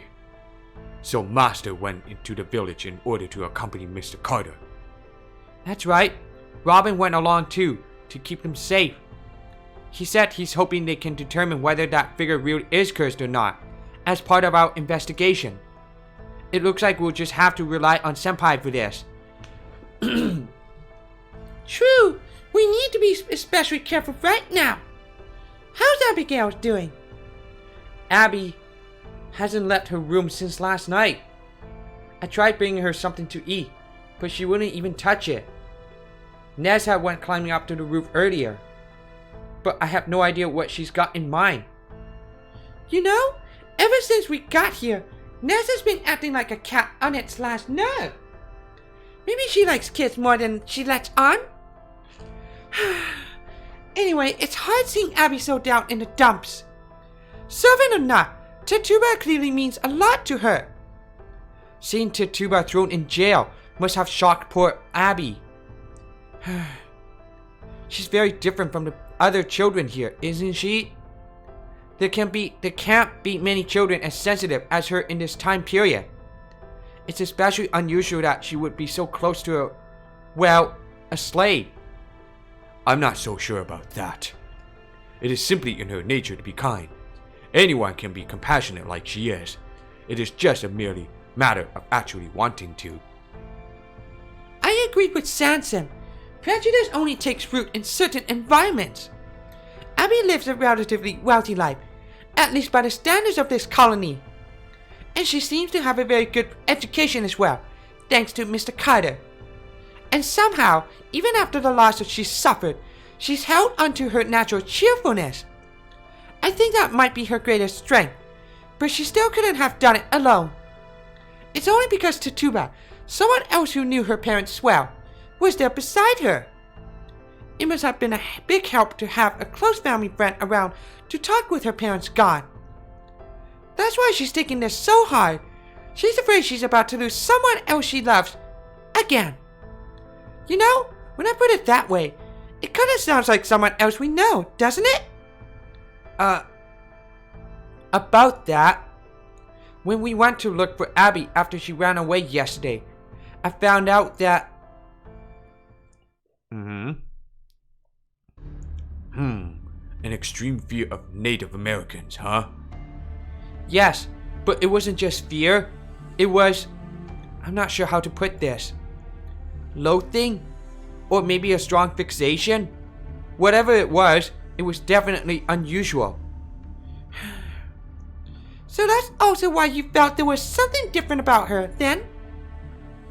What did Master have to say about that? Medea! Where were you this morning? Answer the question, Mash.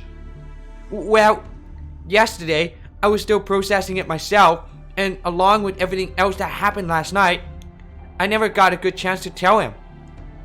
I see. That may actually be for the best. What do you mean by that, Medea? I turned the house into a magical workshop. I just finished it right a moment ago. Are you sure that was a good idea? That seems like the kind of thing we really should have asked Mr. Carter about. Oh, don't be such a wet blanket. I had to do it if we were ever going to contact Chaldea. Regardless, that was awfully bold, especially given the circumstances. People might have seen you. Were you in your spirit form?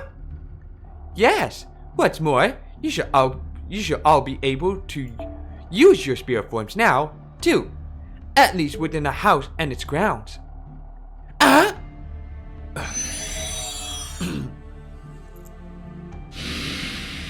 Nope. So it would seem. I guess we have your right to thanks for this. But what exactly is going on? Now we can change into our spirit forms too, you said. That makes it sound like you already could. Well, of course. Who do you think you're talking to? I'm Medea. Kate herself taught me magecraft. There's no point in just speculating about what might be happening here. What we need is proof. Proof that there's something strange about this whole village, magically and historically. Proof that this whole land, that Salem itself, is the real heretical version of history. As such, in order to observe it properly, I needed a workshop that I could withdraw to, somewhere isolated from any outside influence. I see. Then I trust you'll fill us in on the details once Master returns. Oh hey, Destroyer OG, how you doing? Along with why you're the only one who avoided being pseudo incarnated. My, so direct and forceful, aren't you? Heretical history. Does that mean this land, Salem as it is now, is actually a separate dimension created with magecraft, rather than its actual past self having been brought here unintentionally? I think so. I still can't read the rules on some of these destiny currents. But I'm trying to identify the root of the unusual phenomena cycles. If it was magecraft, then someone here should have a soul that can never be fulfilled and a will to bring about the curse that caused this. Summoning for Fujino? Probably, maybe, if I have enough coins to summon her. What about you? Are you going to get her? And I'm good. I'm just skipping over the Shimosa, and we'll be coming back after I beat Salem because I'm so not prepared to face against the gimmicky battles, of course. And that should lead us to the Demon God Pillar, yes? I believe so. I see. I don't think I've ever seen you work so hard at anything before, Medea. Me neither. But it's very encouraging and a nice change of pace. Huh? What do you mean by? Well, we can deal with that stuff later. We already told Master and Mash about this, but Sansa and I discovered something unusual too. Yesterday, we met a girl called Lavinia Watterley. She's the little albino child we ran into the forest on our first night here. But more importantly, she comes from a family of mages. Wait, what? The Watterley house is far from the village, and its basement appears to contain a magical workshop. It has been concealed, but very roughly. We found discarded alchemy equipment strewn about nearby. We also found animal remains buried in the yard that seemed to have been used for dark magic rituals. What did this underground workshop look like? Does this mean that girl's family are practicing mages? Well, I'm afraid we still don't know for sure. Neither Matahari nor I could have gone inside without leaving a trace. That sort of thing is more up Robin's alley. There was nothing more we could do. Without Master's permission, we couldn't risk getting any closer. Even if we could have used our spirit forms, we couldn't know we wouldn't be walking into a trap. That's okay. Just knowing that there's a magical workshop, there is more than enough. We still need to be careful about how we handle this, though. If the people of Salem find out that the Watleys are mages, there's no telling what they might do. Mash, I believe you also said that Lavinia and Abby are good friends? Yes, that's what Abby told me. However, it also seems that the people here strongly dislike the Watleys. And I don't know how much Abby knows about that, if anything. Mages, huh? That could be even worse than the clergy. Also, may I say something? I am not sure if this is because of the rite you completed here, Medea, but... Oh, did you remember something already? Go on, tell us. Yes, I did. Something very important, actually. That new judge who showed up out of nowhere last night, Matthew Hopkins. I know him. Or rather, I know of him. He is, like me, one of the most famous executioners in history. He is? Then he's not really a judge? I couldn't make heads or tails of that man. Who is he? Fujino only has one radar. Oh, just a alone banner, not along with Shiki Saber? That's weird. He's... Wait, stop! Ah, good morning, Abigail. Morning, everyone. What were you all whispering about? Nessa told me about how Uncle is out with Mr. Ringmaster right now. He went to see how Tituba's doing, right? That's right. So please don't worry, Abby. I'm sure that Senpai and Mr. Carter will clear Tituba's name. Yeah, I guess you're right. Plus Nessa's here too. Nessa? What about her? The young girl. Refused porridge. I added spice. She ate.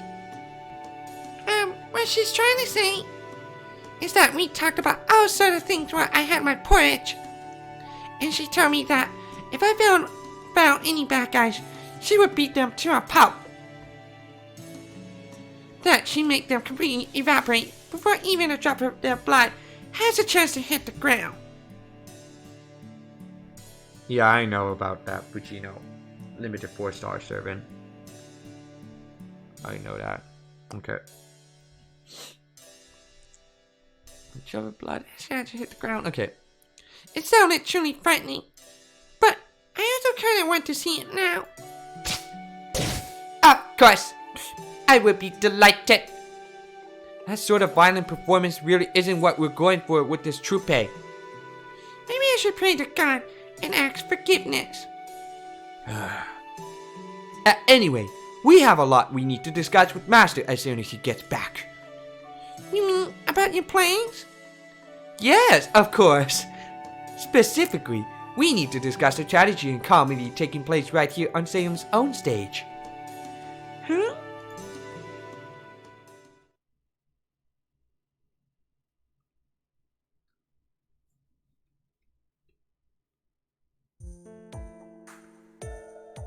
Well, good luck for your role. My daily login is about to be reaching it soon.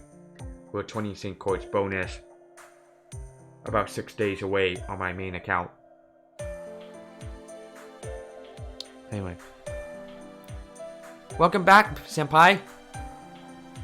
Mr. Carter went out again, and he took Abby with him. Oh yeah, good luck for your role, Destroyer. Hope you get her.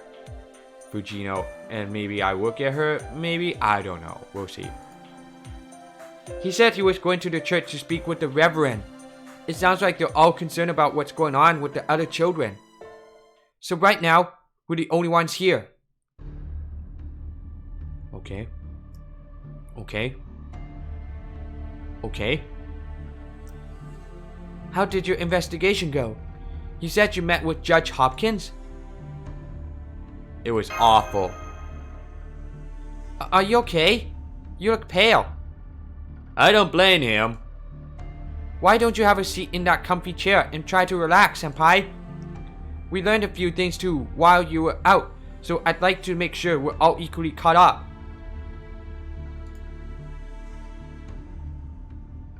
I got her on my main account. MXHA. Used 11 summon tickets and about I believe 90 Saint coins to got her. Yeah, I got her on my main account. Or 120 Saint coins I used. And I got Spooker a couple of it for 4-star servants.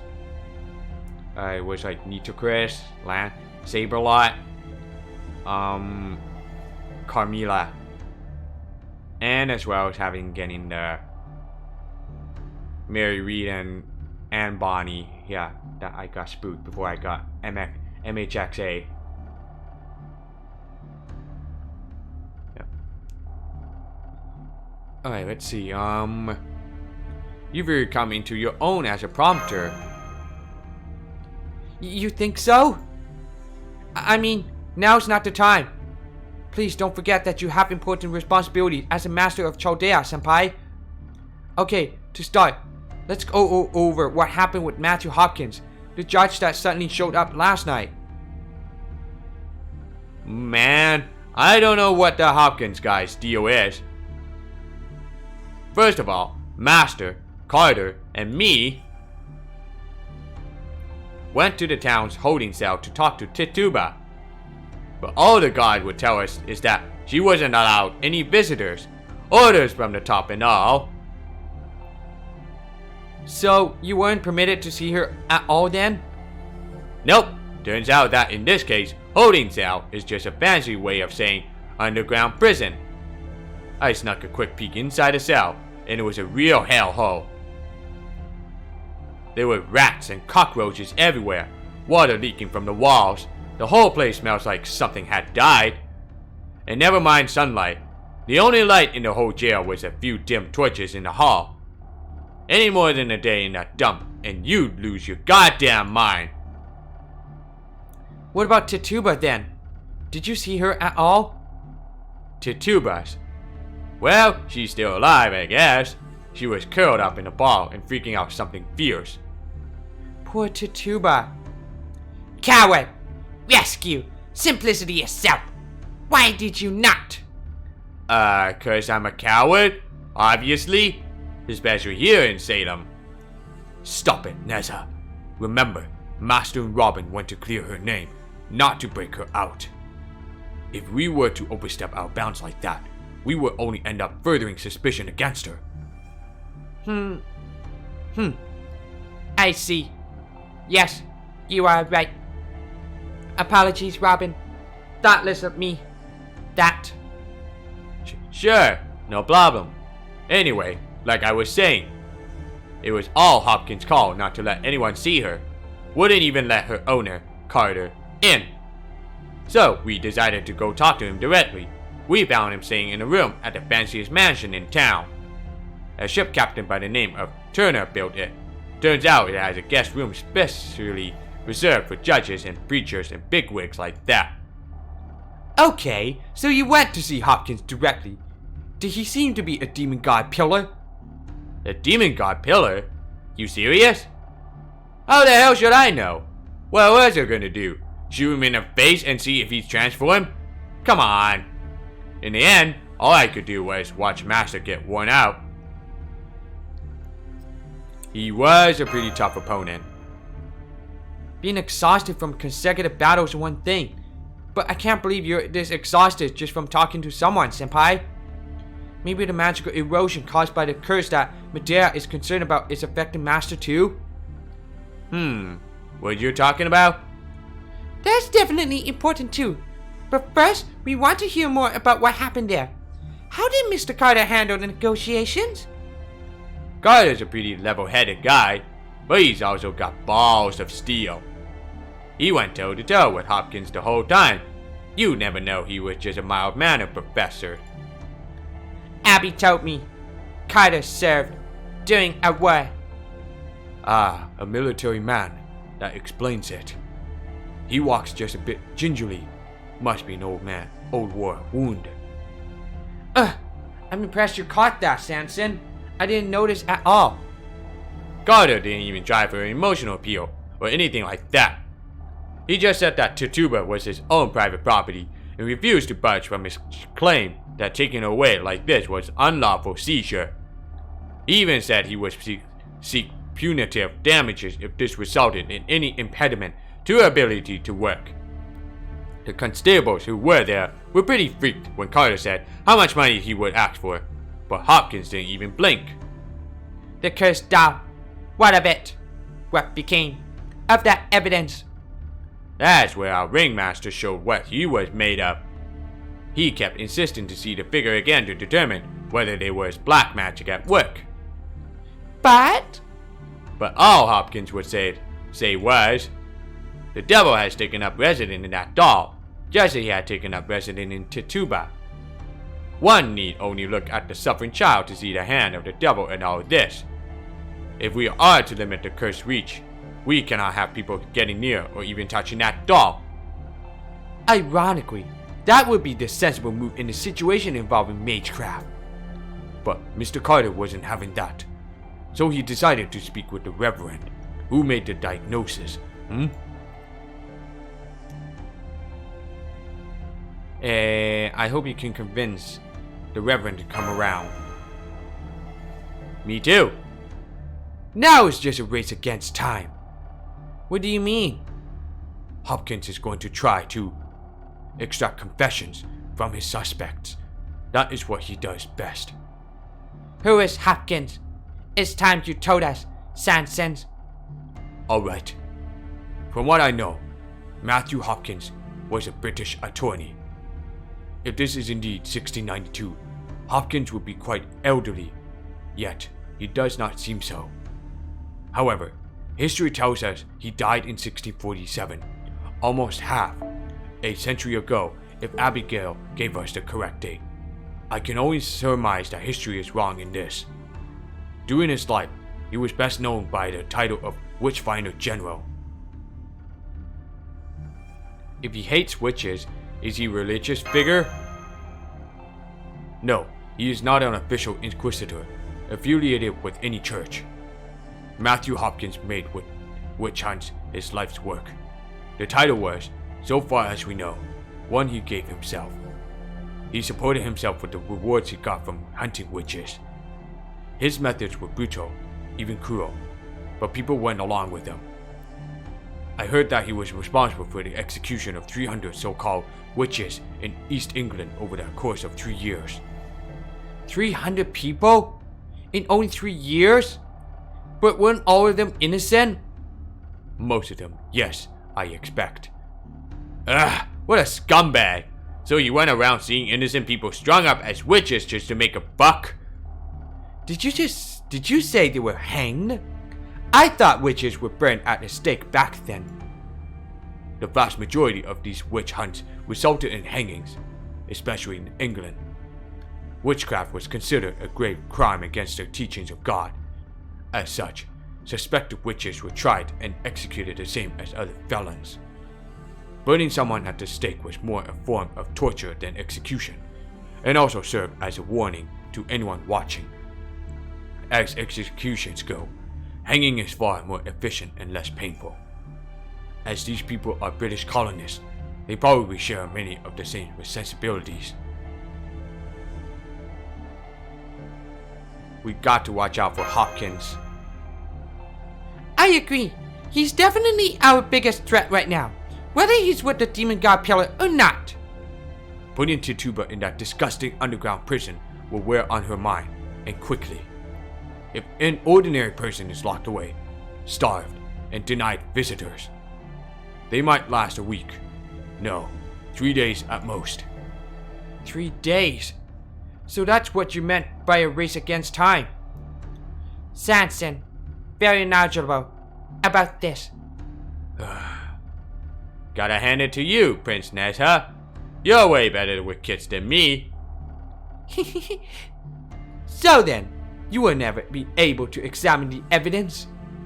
I took a look at it, but I couldn't tell you one way or the other. It just looked like a regular handcrafted doll. That means I will need to examine it myself. For all your talents, Master, I don't think you'd be the best equipped to handle this sort of thing. It would be great if you could do that, but... First, tell us about this workshop ritual. Of course! I believe you already heard the general outline I gave to the others earlier. I'll spare you the details. In summary, I took the liberty of turning this house into my workshop. It should be quite helpful, as it seems we will largely be staying here during our mission. I see. Indeed, as of now, the area we are investigating here is much smaller compared to past missions.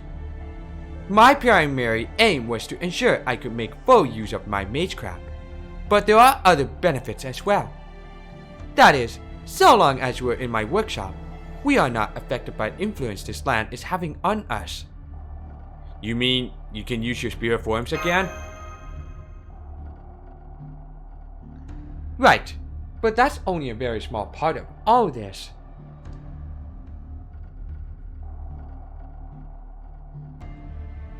What, you mean your iPhone to, you mean the Apple phones to an Android thing?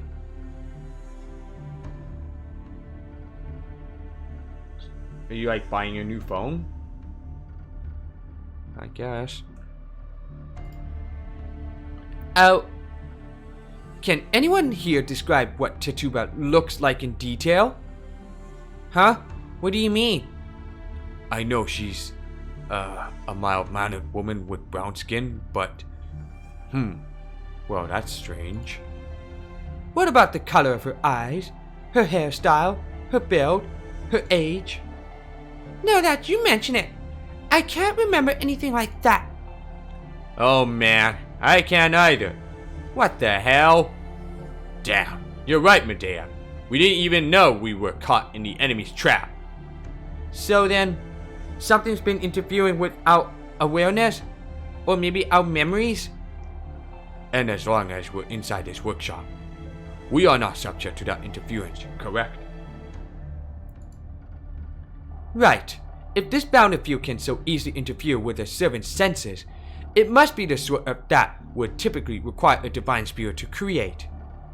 And yet, we still can't get a firm grasp on it. It's like it slips away whenever we try. You discovered this, Medea. What do you think? Isn't it obvious?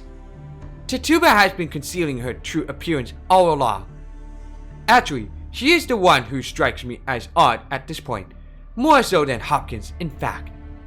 If anyone here has a connection to the demon god Pillar, I bet it's her. Ideally, I would have liked to examine her after she returned here to Mr. Carter's house, but since that no longer seems to be possible, I'll just have to go examine her myself. That seems like it put you a hell of a disadvantage. Well, I guess you're the only one who hasn't been so affected by the bountiful. I guess that's why you're the Queen Witch or whatever, yeah. You know it. I'm the baddest witch of all. No need to be shy about it. Huh, kinda thought that might piss you off. I guess Salem agrees with you or something. I know we're already asking a lot of you, Medea, but there's something else we need your help with. Oh right, what about contacting Chaldea? I've been focusing on getting the workshop done, so I haven't made any progress there yet, but I'm about to. I'd give it about a 50-50 chance of working, sadly. Master, I think this is your call. Do we focus on saving, or possibly capturing Tituba, or on making contact with Chaldea. Let's see what Mash thinks. Oh, well, this is an important mission, so I guess we should focus on making contact with Chaldea. We don't have any time to wait, Senpai. You need to consider our options carefully. I'm pretty sure that long face of yours isn't going to convince Master of anything of the sort. Nope. I guess not. Anyway, there might be a whole bunch of problems we gotta solve, but it's not like we suffered any losses ourselves so far, right? So, don't get mad at me for saying this, but I don't think contacting Chaldea needs to be a priority now. Phew. Oh, you're backing me up on this, Medea? Yes, I agree. Given the circumstances, making contact with Chaldea can wait. For now, I'm going to pay Hopkins a visit. Would you mind escorting me, Ringmaster? I'd like to say that no one else needs to come along, but I doubt that will be well received. Me, I'll go along too. Anyone else want to come? Strength in numbers, right? Then I shall join you as well. I think there may be something I can do to improve the situation. That would be great. Thank you, Sanson. Okay then, in the meantime, we'll keep investigating the village. Robin, Nessa, shall we? Sure thing. Guess we'll head back to the Waterloo estate. Understood.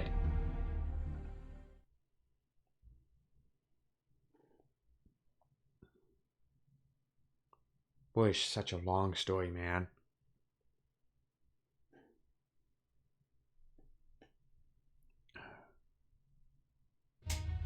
Oh, my light's off. Sorry. So, Frost, was it? I do not care how many times you ask. I will not be releasing a suspect held in custody. If she is truly innocent, then she has nothing to fear. Do not interfere with my work. You are oddly presumptuous for a band of traveling performers. Unless you have some personal reason to protest the suspect's detention? Senpai, are you sure it was a good idea to face him head on like this? Oh, this music's so creepy. Oh, God. Can't stand that thing. I really feel like I'm about to throw up. Hang in there, Senpai. You can do this. Silkbrass, Mash. You need to keep Hopkins talking. Make him show you the evidence he seized. Easy for you to say. Absolutely not. That evidence is crucial to this case. This is not up for discussion. Come on, isn't there anything we can do? Why are you so fixated on this object?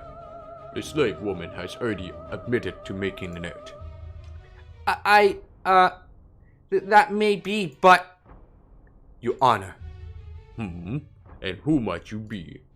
My name is Charles Henry Sanson. I'm a member of the Silkfrost Company. A Frenchman, eh? You're certainly a long ways from home. Indeed, I have been wondering for a long time. But I also know a thing or two about medicine. In fact, I have treated a significant number of patients. Furthermore, I am told there are people here who have fallen ill, with children among their number. So, if it will please Your Honor, I will ask your permission to examine them. Well now, this is a surprise. You, a doctor?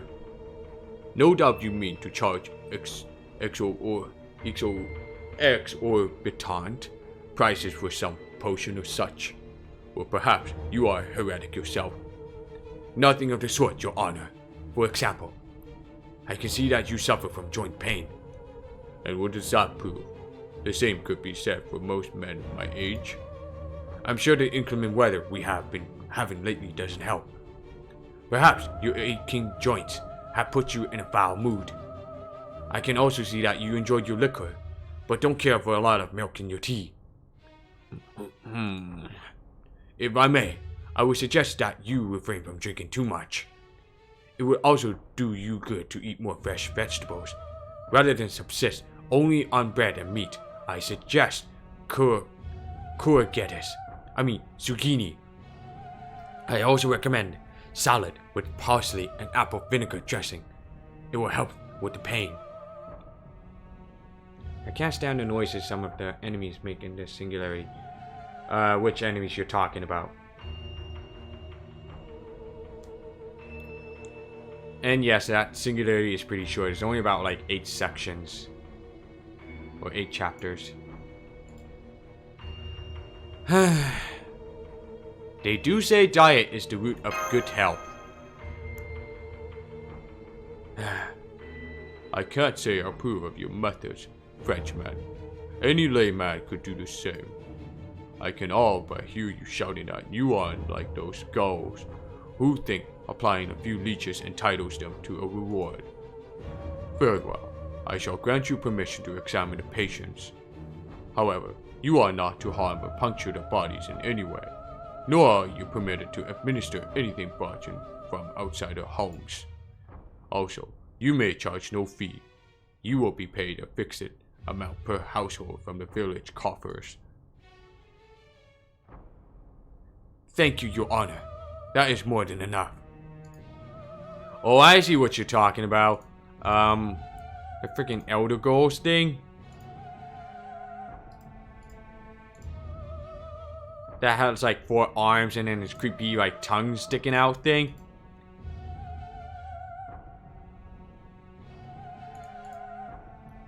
Phew, this is great. Now we can examine the villagers as much as we like.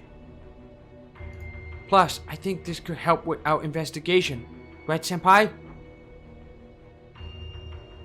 I wonder if we could convince Hopkins now. True, he does seem to have softened up a bit. Hopkins!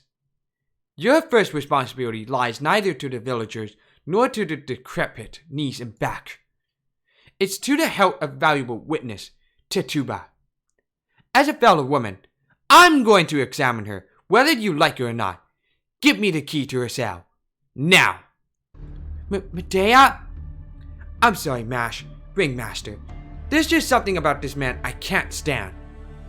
Well now, if you come to perform a farce, I'm afraid you are in the wrong place. And what about you? Are you really fit to serve as the guardian of the law that you claim to be? Medicine is an intellectual practice, and so is the domain of men.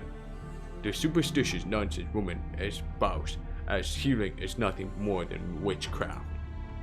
Tell me, woman, are you a witch? I am wisdom itself. Deep womanly wisdom. Clearly you do not believe that women have anything useful to offer in their experience or stories. Watch your mouth! How dare you address the How dare you address his honor that way? Hold. These people didn't come here to enact violence. I've heard stories myself, you know. Okay, 1 second.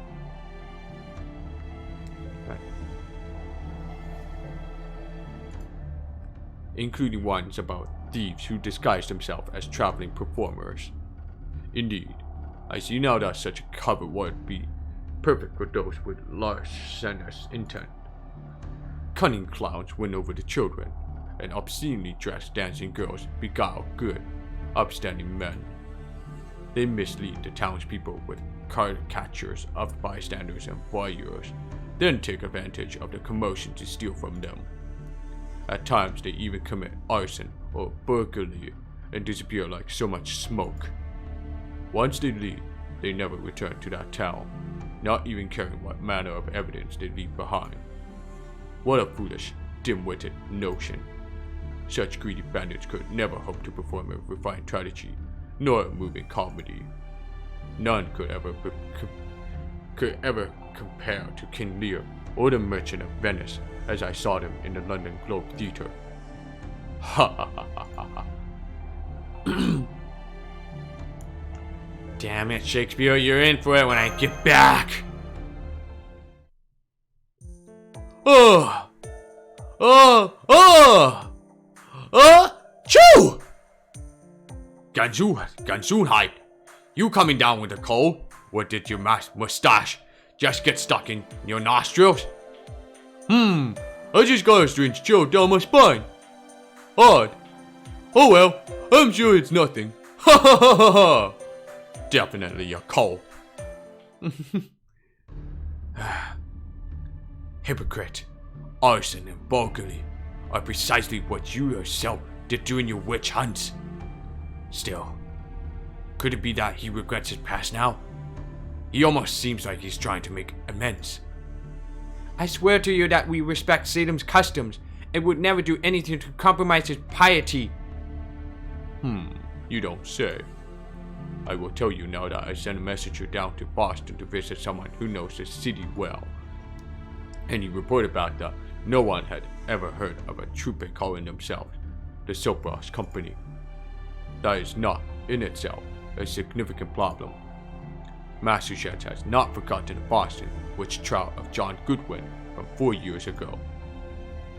4 children began having strange seizures, and as expected, an old witch was responsible for them.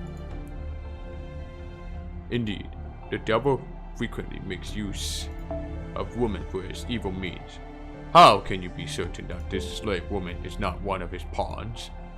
And so I declare that Salem must be placed on high alert. There are witches in our midst. The devil is here in Salem. There is no telling what form he may take. Does this mean you're banishing us? So you will confess your guilt by running away? Quite the opposite. Sopros, I give you permission to perform for the entire town. What? And you will perform. Tonight, you will give a masterful performance that moves everyone here. And in so doing, you will demonstrate that you truly are performers. Gather as many villagers as will fit in the town hall, and give them a good show. We just did that last night. That was only a select few. This will be for the rest of the village, and if your player does not move them, I will have you arrested as bandits pretending to be performers, and investigate you all thoroughly. If we succeed, will you release Tituba from prison? That is a promise I cannot make. A crime is still a crime. But I can say that if it goes to trial, your success will leave a much better impression on the jurors. And one more thing, that woman will not be in your cast when you perform. Huh? Me? Why? Lock her in a cell as well, to ensure her compatriots do not flee in the night. You can't be serious. You were extremely rude to a judge. Be grateful I did not pass sentence on you here and now. In fact, I will even put you next to Tituba, just as you wished. Hopkins! Truly convincing anguish. I hope to see such pathos from all you actors tonight. Medea, this is all so sudden. You want us to perform tonight? What play should we?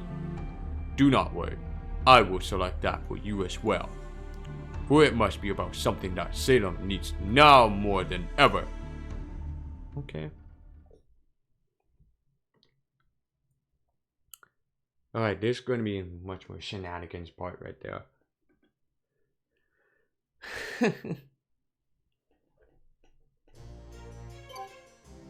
This is so fucking weird. I'm not even playing anything. Alright. On to the performance shows. Here we go.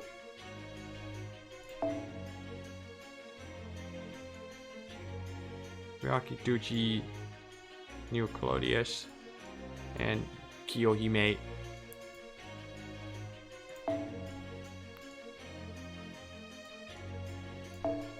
I'll use this one on my main account.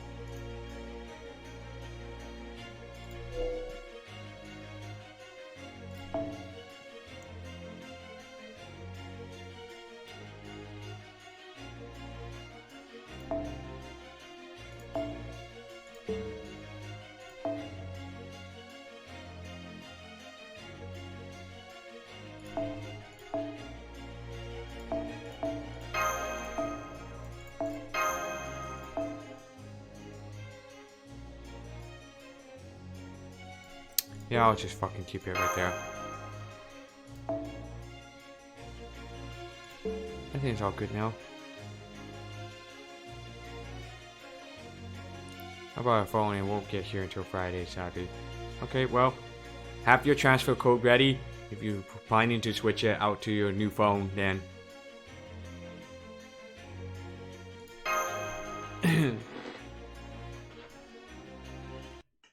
make sure you don't forget about that.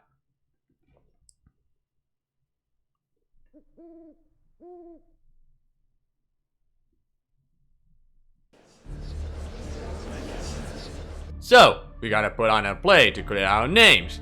The hell's that old man thinking? There's no reason we gotta put up with this crap. He's just gonna find something else to criticize. But Medea's been taken hostage, and Tituba's still in prison. If we're going to save them, we have to earn everyone's trust. Indeed, resorting to violence would be playing right into his hands. Easy for you to say. You'll get to run off somewhere else.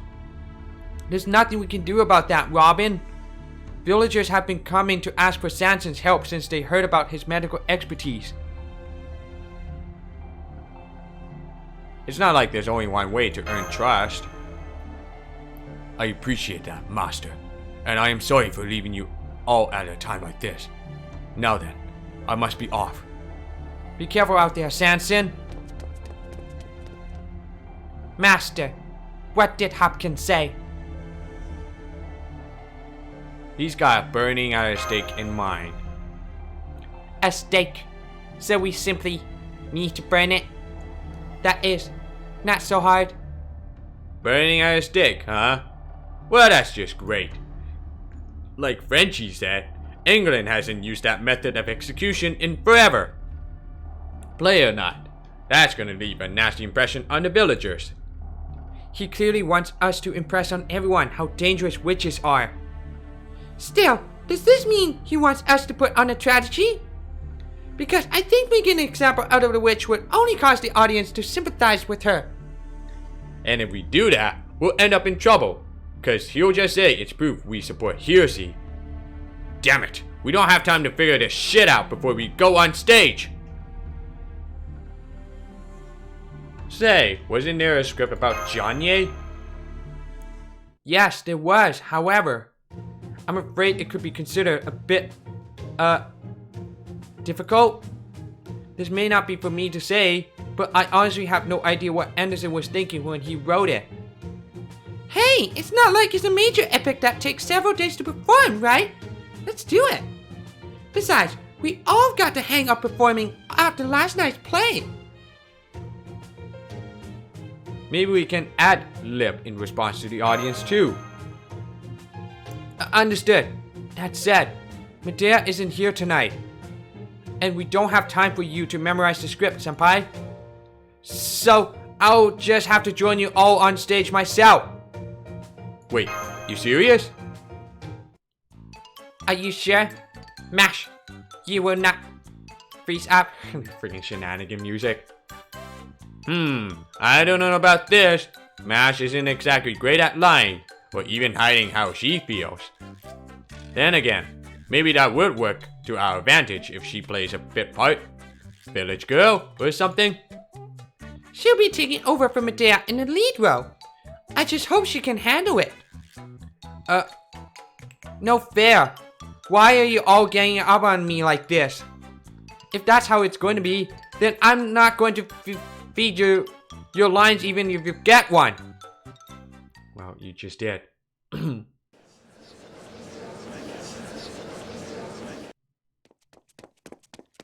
My name is Janye. I am known as La Pucelle, the Maiden of Orleans. Try pretending the audience are all bagates. 1 bagate, 2 bagates, 3 bagates, 5 8, 13, 21. I can't eat that many. This is a tale of tragedy and of miracles. Our story begins with Janye, a girl from the village of Domremy, miraculously hearing the voice of God. Tonight, you will see how Janye goes on to don armor, command soldiers, and ride a white horse into battle with her flag held aloft. You will see her become Saint John d'Arc, the hero who saves France. And yet, a tragic end awaits this heroine. Tonight, the Silk Frost Company is proud to present the liberation of Jeanne d'Arc. We begin in France during the middle of the 100 Years' War. Oh boy. Hold it. Just hold it right there. That voice. Who are you?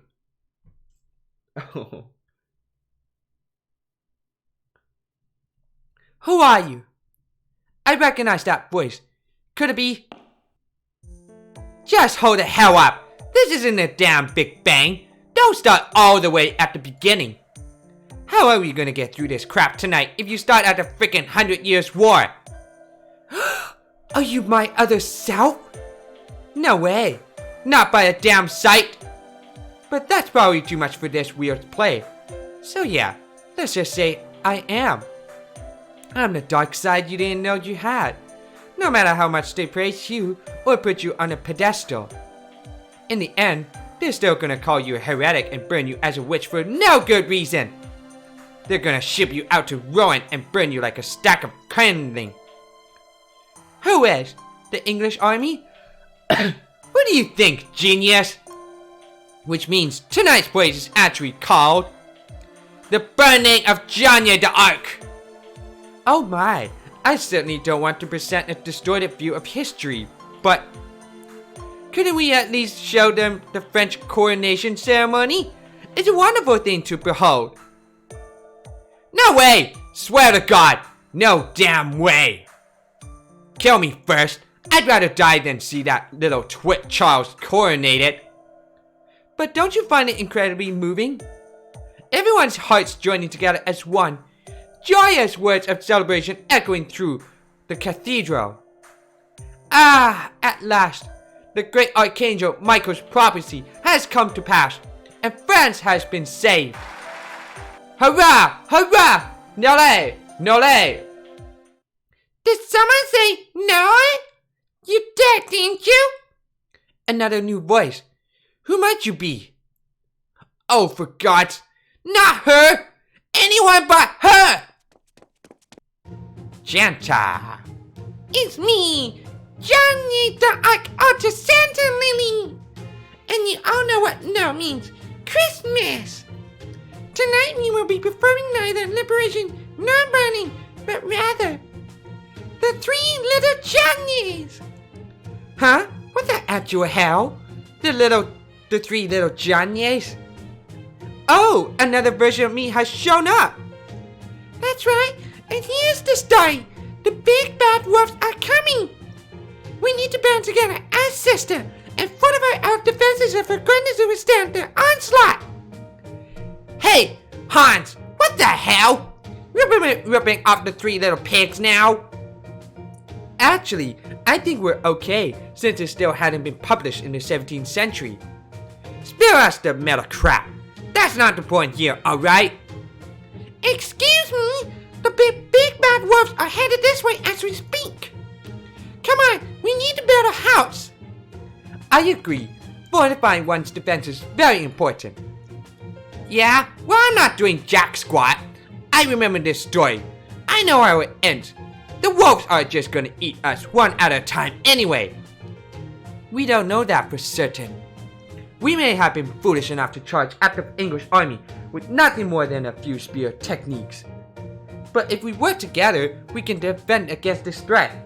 Doesn't that sound nice? That's right, if we get eaten, at least we'll get eaten together. Helping or hurting, Lily? Helping or hurting? Oh yes, building sound. Done! Just look at our lovely new house. It's wonderful! Now we can't possibly lose! You just had to open your damn mouth, didn't you? But besides, something isn't right here. We're ripping off the three little pigs, right? So shouldn't the first house be straw? This thing's gotta be even stronger than brick. Where's the story supposed to go from here? Oh, wait. Maybe that's for the best. Big Bad Wolves these days bet lots of fire. So we need to be ready for that. What the hell kind of wolf breathes fire? Why's everything's gotta be about fire with you? Guess that's kind of rich coming from me. The enemy's here! Come! We must prepare for battle! Ah, yes. What the shit? Are you serious? That's a bunch of top-tier arsonists. Arsonist whack jobs. We cannot act for worthy opponents. Come now, show us what you got. We can do this! Yes, we can! Okay, sure, buddy. Neo, Ibarakidoji, and Kiyohime.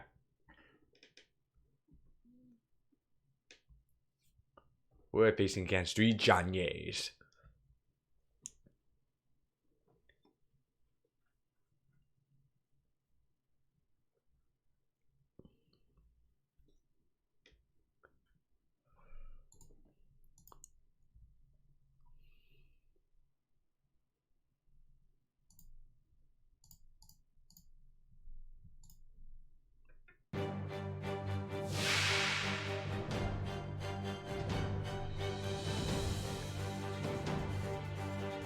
イライラするわね。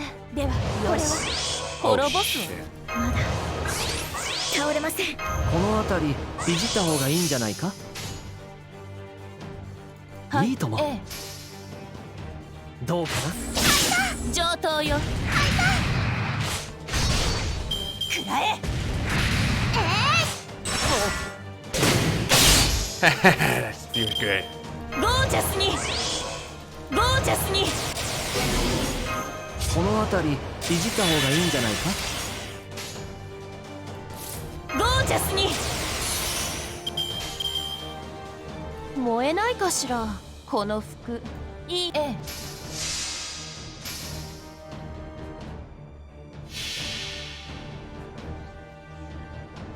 これは憎悪によって磨かれた我が魂の方向。ラグロンドメント・デュヘイ。痛いです、熱いです、寒いです。上等よ。ここがあんたの終わりよ。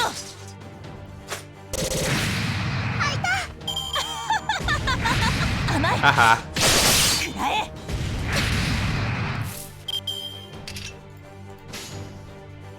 神明。はい。 Oh my god, that literally killed right the fuck off that Janta.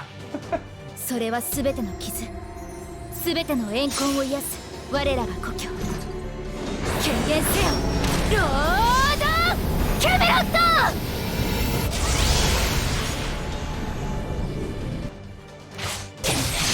そうです。くらえ。ではこれは Really? That all you got? 王の話をするとしよう。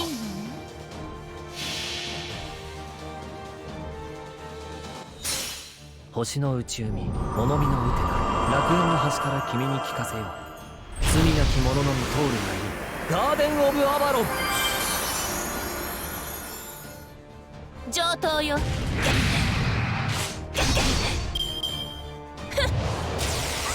甘い。くらえ。ええ、了解。お望みのままに。押し切ります。 Right. なめんな。そうです。どう？ Ouch. She's hitting herself. 我が旗よ、我が同胞を守りたまえ。弓のしてエテルヌ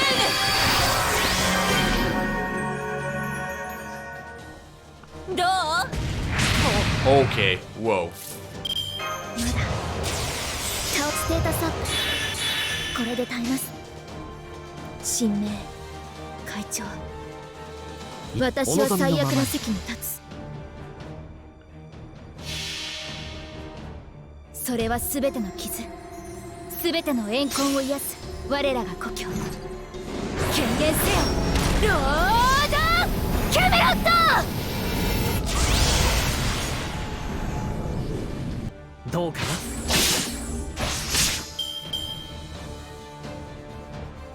これは憎悪によって磨かれた我が魂の方向。ラグロンドメント・デュヘイ。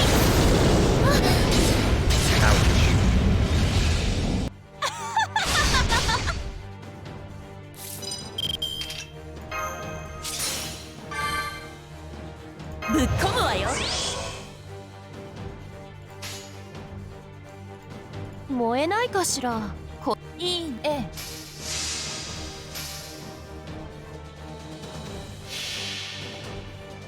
これは憎悪によって磨かれた我が魂の方向。ラグロンドメント・デュヘイ。そんな I'm really hitting herself. 上等よ。 Oh my god. ここがあんたの終わりよ。甘い。 Oh yes, that feels good. ステータスアップ。これで足りこのま辺りいじった方がいいんじゃないか。 On my main account, yes, I finished it, but I probably will not be able to finish on my alternate account because it's so boring. す。ぶっ込むわよ。落ち着いて。王の話をするとはい、しよう。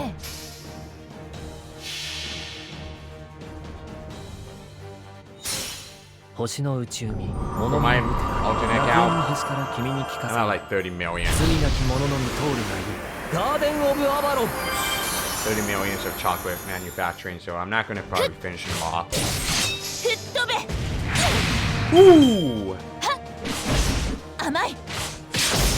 甘い。 Would you ready to get fucked? はい、ええ。はい、ええ。やー。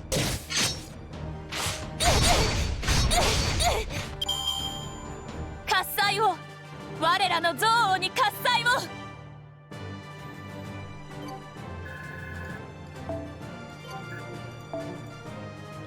Yes, the free 3 octopus crystals. Thanks for that, drops.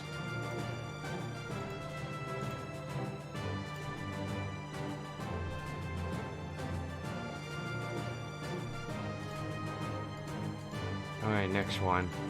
Same thing.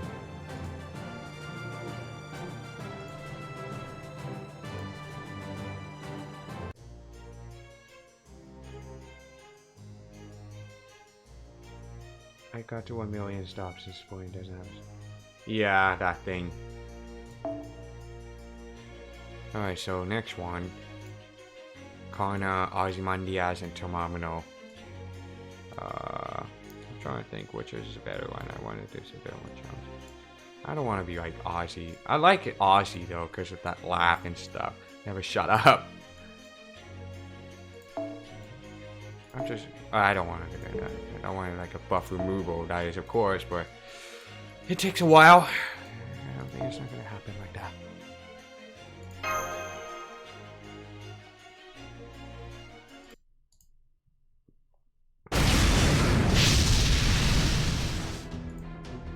See? I knew we were out of our league. They're not letting up at all. Huge. That's hot. Retreat. Retreat. Not yet. I won't run away after merely having my castle burned down. This time, I shall vanquish them. Kinda weird that she's the most bloodthirsty of all of us, don't ya think?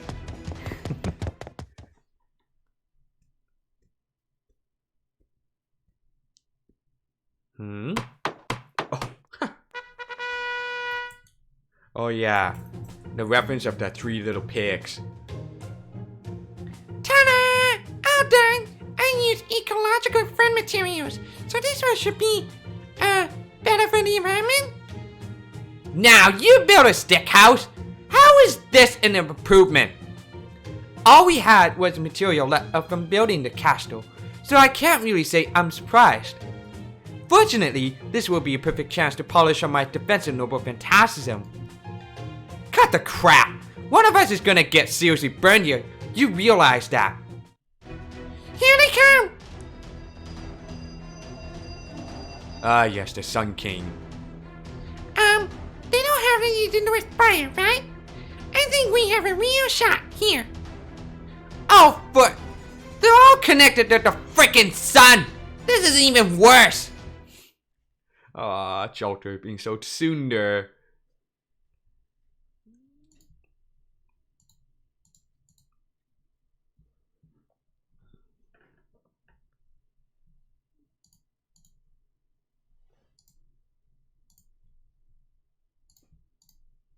It is hilarious, I gotta say. The performers.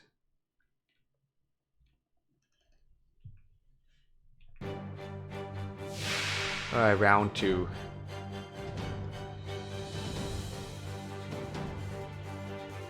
よし戦いだ。これですね。苦手だけど全力でいこうか。 Wait, what? There's a debuff resist? Yeah. ステータスアップ。これで耐えます。お任せ。夢のように片付けよう。はい、はい。やー！上等よ。くらえ。これですね。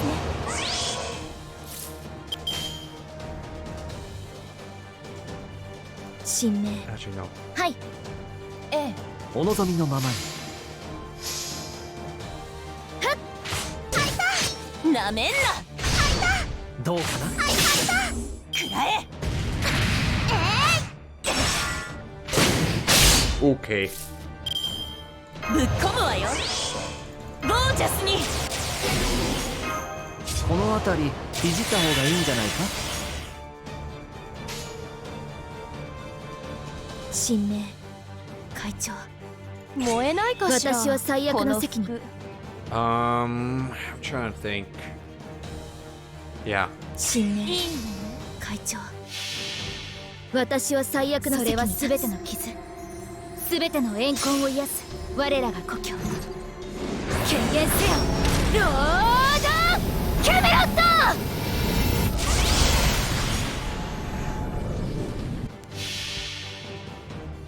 これは憎悪によって磨かれた我が魂の方向。ラフロンドメント・デュヘイン。痛いです、熱いです、寒いです。 Damn. Fuck block. 吹っ飛べ。 Done. くらえ。どう？ Ooh, you missed me for that shit. いいとも。それ。なめんな。くらえ。はっ。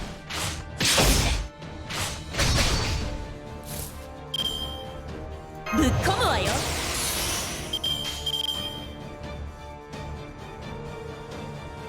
いいとも。了解。押し切ります。どうかな。なめんな。ふっ。Okay. 我が旗よ、我が同胞を守りたまえ。弓の地でエテルヌ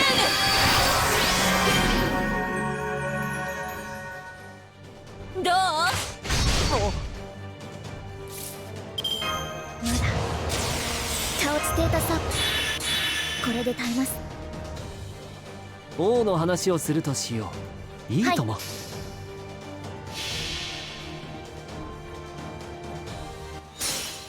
星の宇宙に物見のウテが楽園の端から君に聞かせよう。罪なき者のみ通るがいい。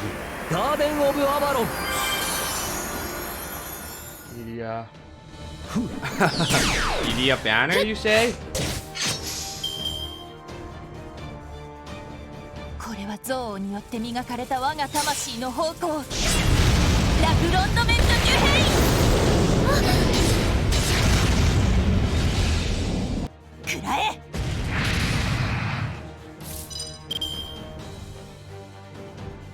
お任せ。夢のように片付けよう。ステータスアップ。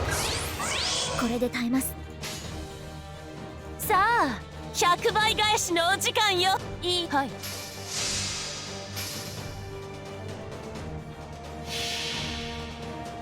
これは憎悪によって磨かれた Oh, 我が yeah. 魂の方向、ラグロンドメント・デュヘイン、そうだ、吹っ飛べ、ここがあんたの終わりよ。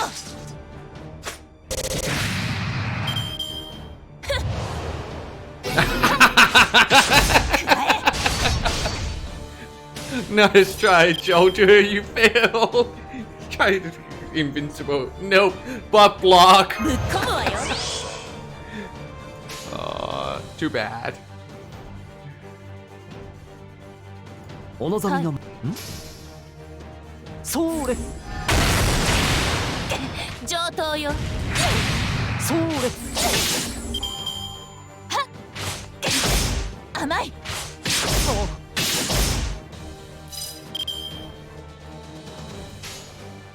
了解。はい。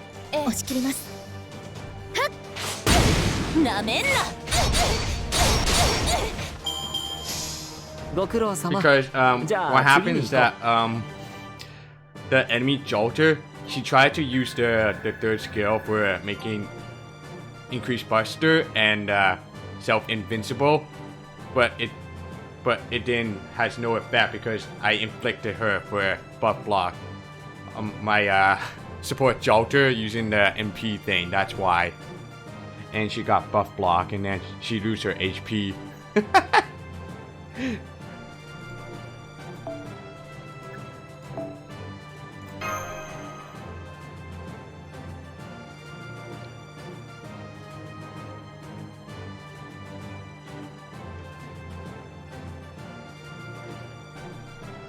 Like when her HP is nearing that, she used that skill, like self-invincible and stuff, but lose her HP and then it has no effect because of that buff block effects in it.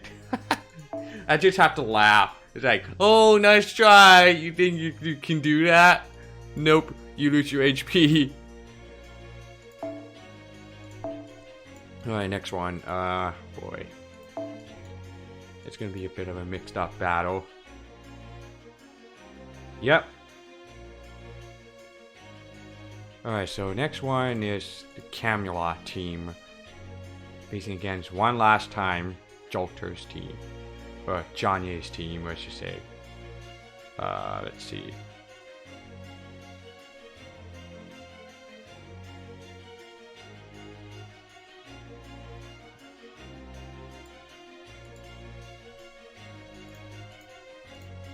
Alright,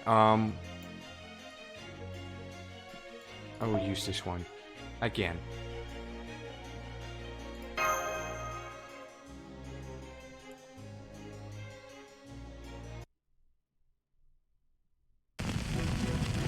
Damn it! Didn't it teach you idiots to pull your punches at acting school or whatever? This is terrible. Retreat! We must make a temporary retreat.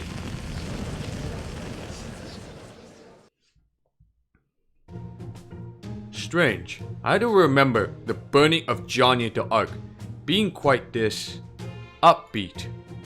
True, it is strange, but an enjoyable sort of strange. I didn't much care for that dark Johnny Ark at first, but I find she's growing on me. There's a lot of significance to her misfortune. I couldn't agree more. It just shows what happens when acted purely out of envy, hatred, and anger. They did an excellent job of presenting that as both a lesson and a comedy. Anyway, neither witches nor stake burnings have anything to do with God-fearing people like us, so let us just relax and enjoy the show. Agreed. Oh, it's Lavinia watching through the window. Huh? Is something wrong, Abigail? I thought I just saw Lavinia outside the town hall. Did you now?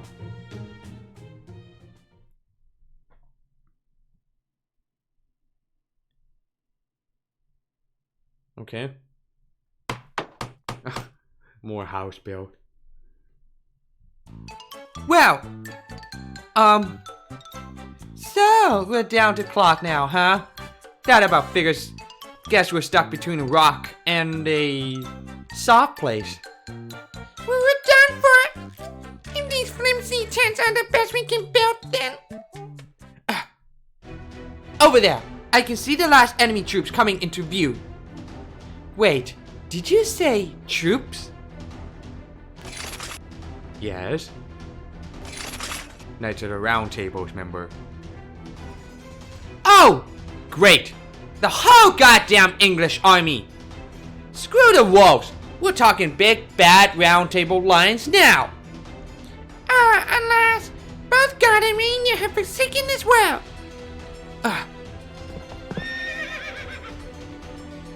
La Purcell! I don't believe it! I'd recognize all of you! We're honored that you remembered us. Every one of us has fought beside you before. We have come on General Riot's orders to ensure your safety. Oh my, the general himself? Yes, we couldn't imagine not being by your side during this final decisive battle. The glory of the Maiden of Orla's liberation shall be ours once again. La Pucelle!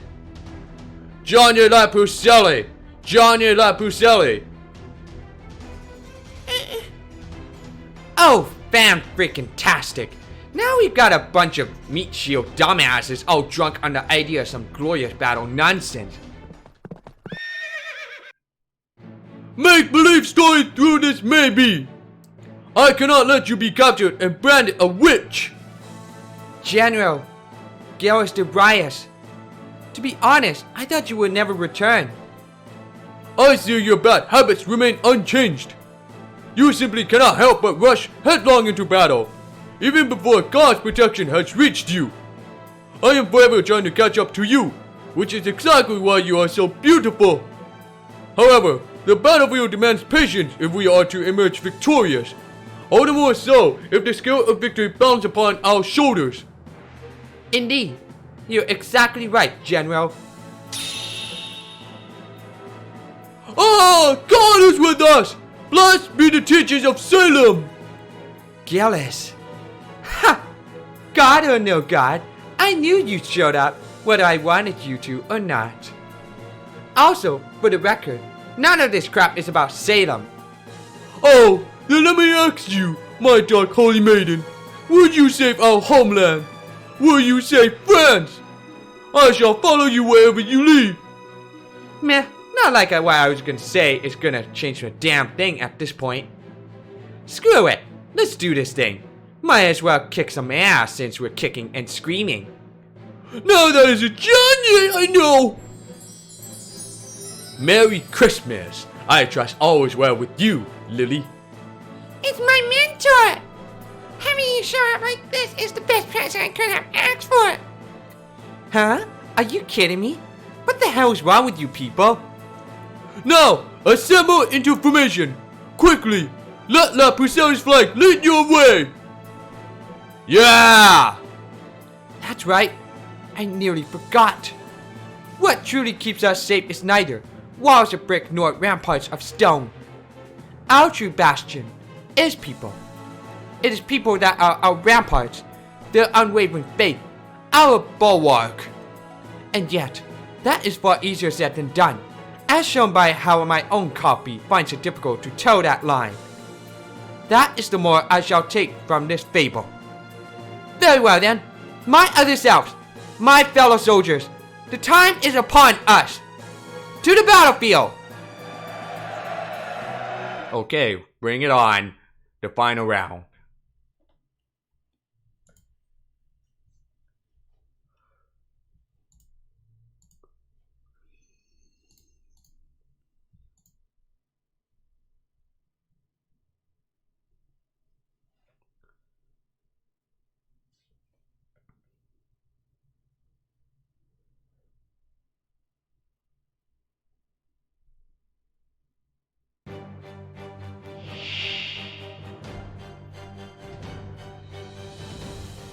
見ていてくださいマスター。ステータスアップこれで足ります夢のように片付けよ Ah, yes, perfect. はい That's right.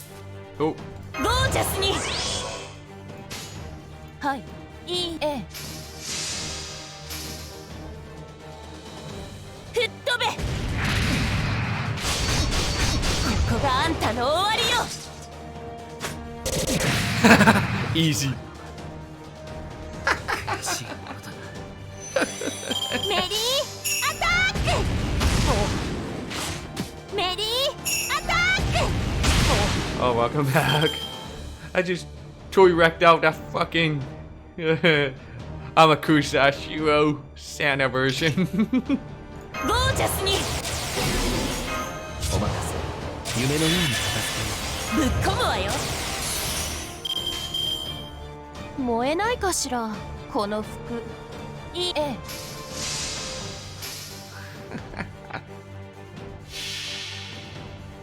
これは憎悪によって磨かれた我が魂の方向ラグロンドメントニュヘイ痛いです熱いです寒いですここがあんたの終わりよ眠たくなってきましたすや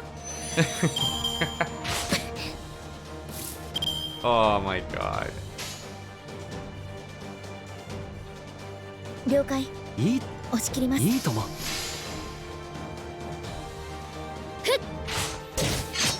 どうか I just had to laugh. Go off very quickly for that Amakusa Shiro.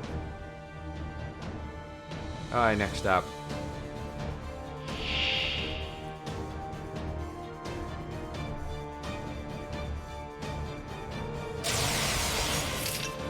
Ah, yes, Buster Resistance. 神明な王の話をするとしよう私は最悪の席に立つそれは全ての傷全ての怨恨を癒す我らが故郷権限せよロードキャメロット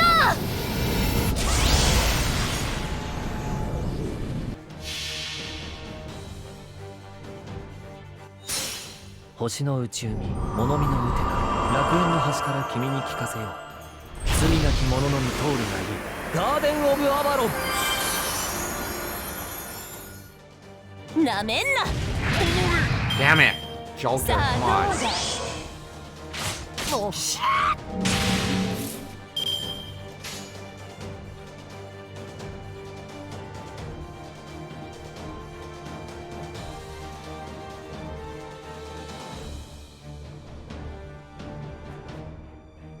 Okay. 落ち着いて了解押し切りますええやー Nice. Very good. Oh shit.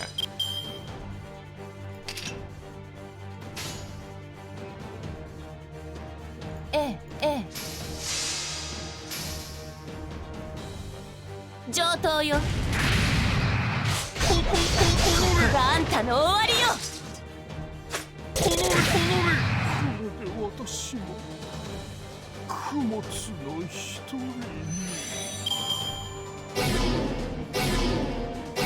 Ah, fuck! Right, because Joker has whatchamacallit. Oh, at least I got this. ゴージャスに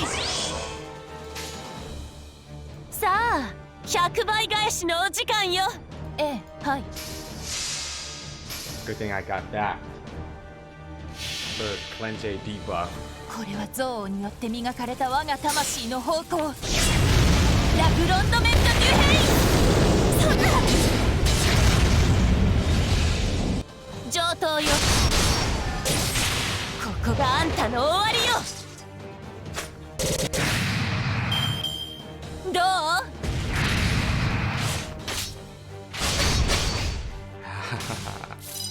ステータスアップこれで耐えますお任せ夢のように片付けよ了解押し切りますええはい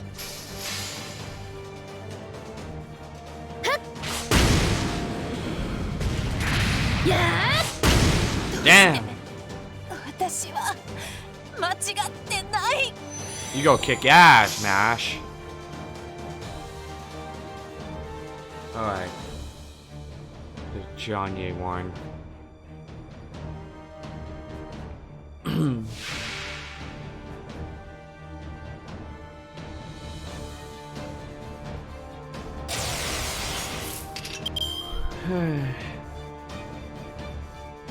Yeah, I mean, I was lucky to have that Atlas Institute for Mystic Code because of that freaking cast of ghosts just made all the terror on my allies, and then that's what happened when she has the decreasing the debuff resist that caused her to be stunned out. 王の話をするとしよう。はい。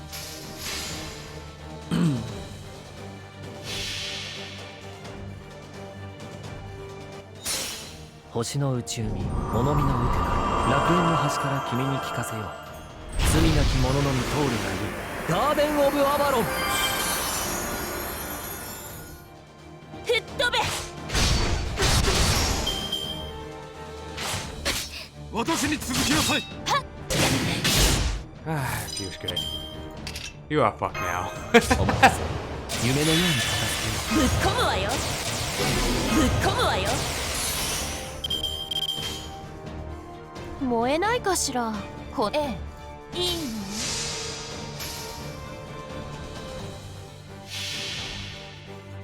これは憎悪によって磨かれた我が魂の方向。ラグロンドメント・デュヘイここまで来たのになめんな。ここがあんたの Boom 終わりよ。 shakalaka. ここまでか。That's a double kill.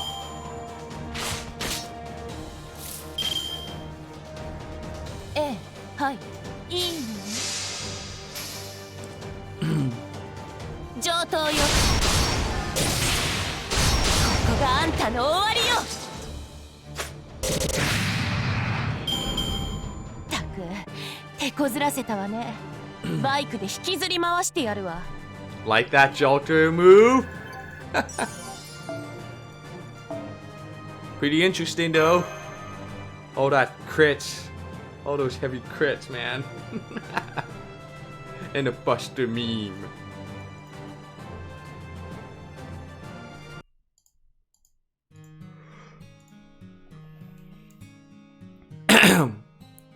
As for what became of the three Johnny's battle, that I leave to your imagination. Suffice to say that during the 100 Years' War, France was at its weakest, and England took advantage of the nobles' infighting to invade. Although Johnny d'Arc's appearance succeeded at turning the tide of that battle, she ended up being used by her enemies and detested by her compatriots. Even after Johnny was captured and tried as a witch, King Charles VII did nothing whatsoever to help her. Despite owning his coronation to help her, he likely wished to quell any rumors that might threaten his authority. And though she was their enemy, many English people wept to see such a devout figure as Johnny had come to such a tragic end. Indeed, according to official records, it was an English man who responded to her pleas and gave her a handmade cross. The end.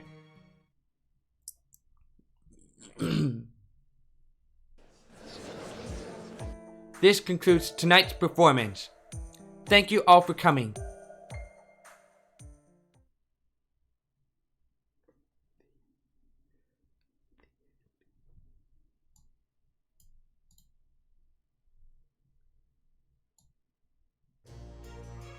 Okay, next one.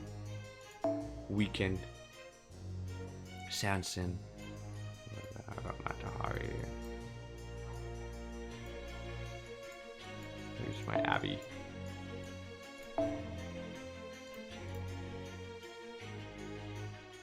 Alright. Power down, of course. Power down. Everything's power down because something's affecting a power field.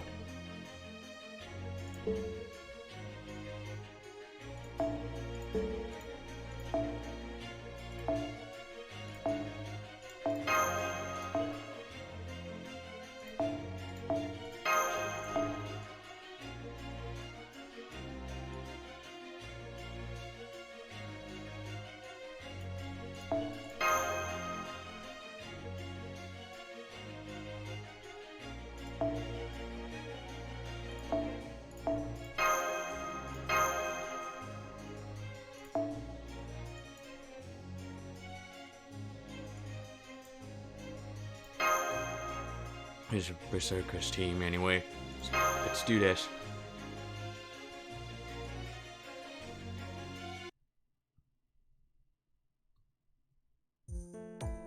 Her convulsions have stopped, and her breathing has stabilized. Rest assured, madame, the worst is behind her. Oh my, are you sure? Thank you ever so much. You saved my daughter's life. These symptoms are caused by a sudden onset of fever. It's quite common among children of her age. I'm certain it must have come as a surprise, but please don't worry. She's in no danger whatsoever. Just keep an eye on her to make sure she doesn't inadvertently choke on her vomit. I will. All the Reverend did was call her name several times and give her smelling salts. I don't know how I can thank you enough. Please, don't worry about it. I'm not a licensed doctor after all.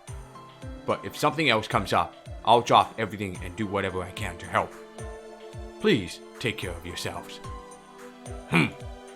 I can't believe we owe a debt to a Frenchman. You called those convulsions? Seeing her flailing her limbs like that, showing the whites of her eyes, it was downright terrifying. If you ask me, I bet the devil is still lurking somewhere inside her. Father, don't be rude. Dr. Sanson just said our girls like. I know that. Here, it's not much, but you deserve it. That's all right, good elder. I have a different arrangement in place for payment. The name's Pickman. Don't go calling me elder again. Of course, Mr. Pickman. My apologies. Our home may not be anything special to look at, but we come from a good family back in England. We have enough stored away to pay back any favors we receive. So no back talk, just take it. If you insist. Thank you. Do take care of your way home. Thank you. I should get back to the hall. Then again, the play must be over by now. I hope Master and the others made it to the curtain call successfully. Oh. Oh? Isn't that Lavinia? There's no turning back now. The sixth knot. The sixth door. Salem is...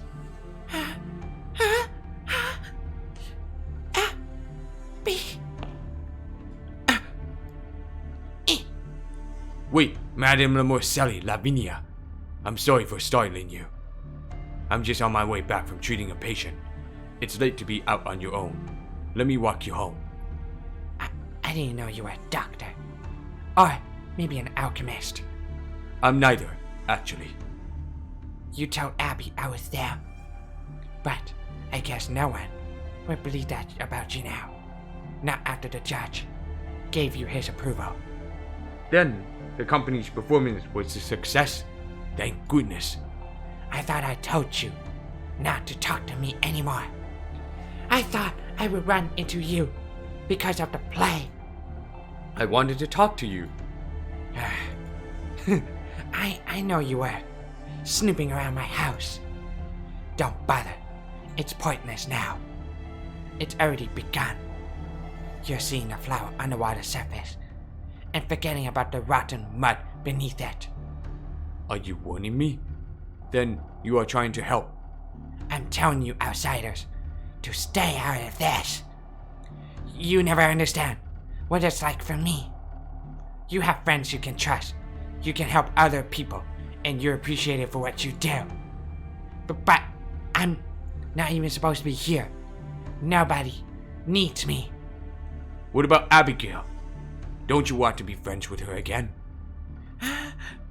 Lavinia, it's clear you care a lot about your family. That much, even I can understand. What is it that has you so unwilling to talk? Loyalty to your family, your pride. If it's a fear of losing a place where you feel you belong, then... Shut up! Shut up! Lavinia. You shouldn't go out tonight. Stay inside Abby's house. I don't know how you protected it, but if you stay in there, I'm sure you can get through this. So, you knew about magecraft as well? Don't say I didn't warn you.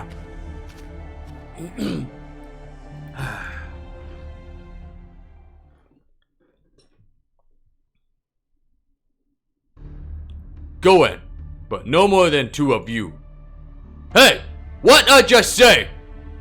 Don't be like that. What's the harm? We're here to get you, Medea. I'm sorry it took so long. Hello, Mash. Hello, Silkfrost. This place is even worse than I imagined. Oh, this? This is nothing. Never mind me. Go check Tituba's cell. Something's not right.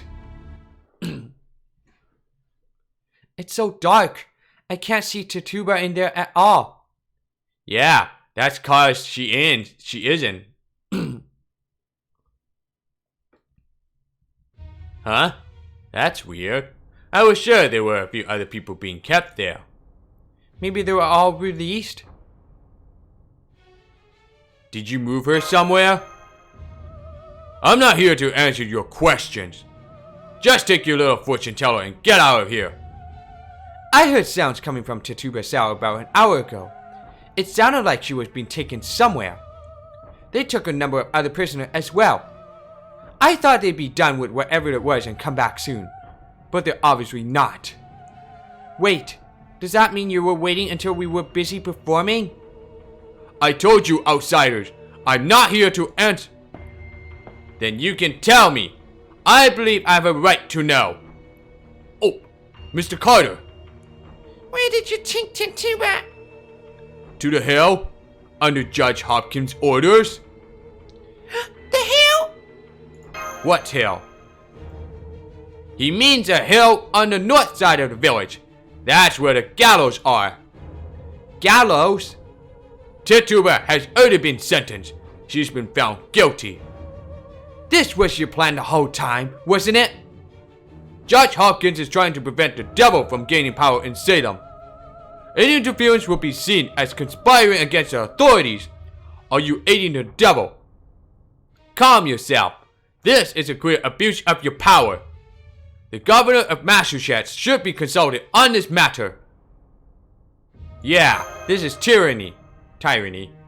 Whoa, hang on a second there. Don't we have more pressing things to worry about right now? That's right. We need to hurry to this hill. I'll tell Sanson and the others waiting outside. Have someone go on ahead. Right. Uncle, come on. We have to hurry and stop them. Indeed. Mr. Silkfrost, can I ask you to take Abigail along? I'm afraid I have a medical complaint that prevents me from running well. You got it.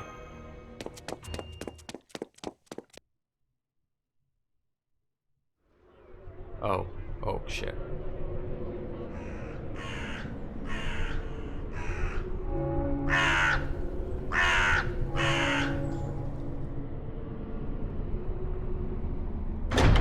Ooh. Get hanged. Damn. There's the hill. That must be the gallows over there. Are you alright, Abby? Where's everyone else who went on ahead? There's Nessa. What about Sanson? So you came. There they are. Sanson. Oh, Mash.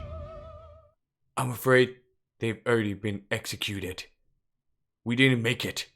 Tituba is dead. Dead?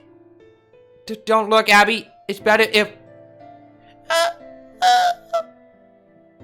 Tituba. Uh-oh.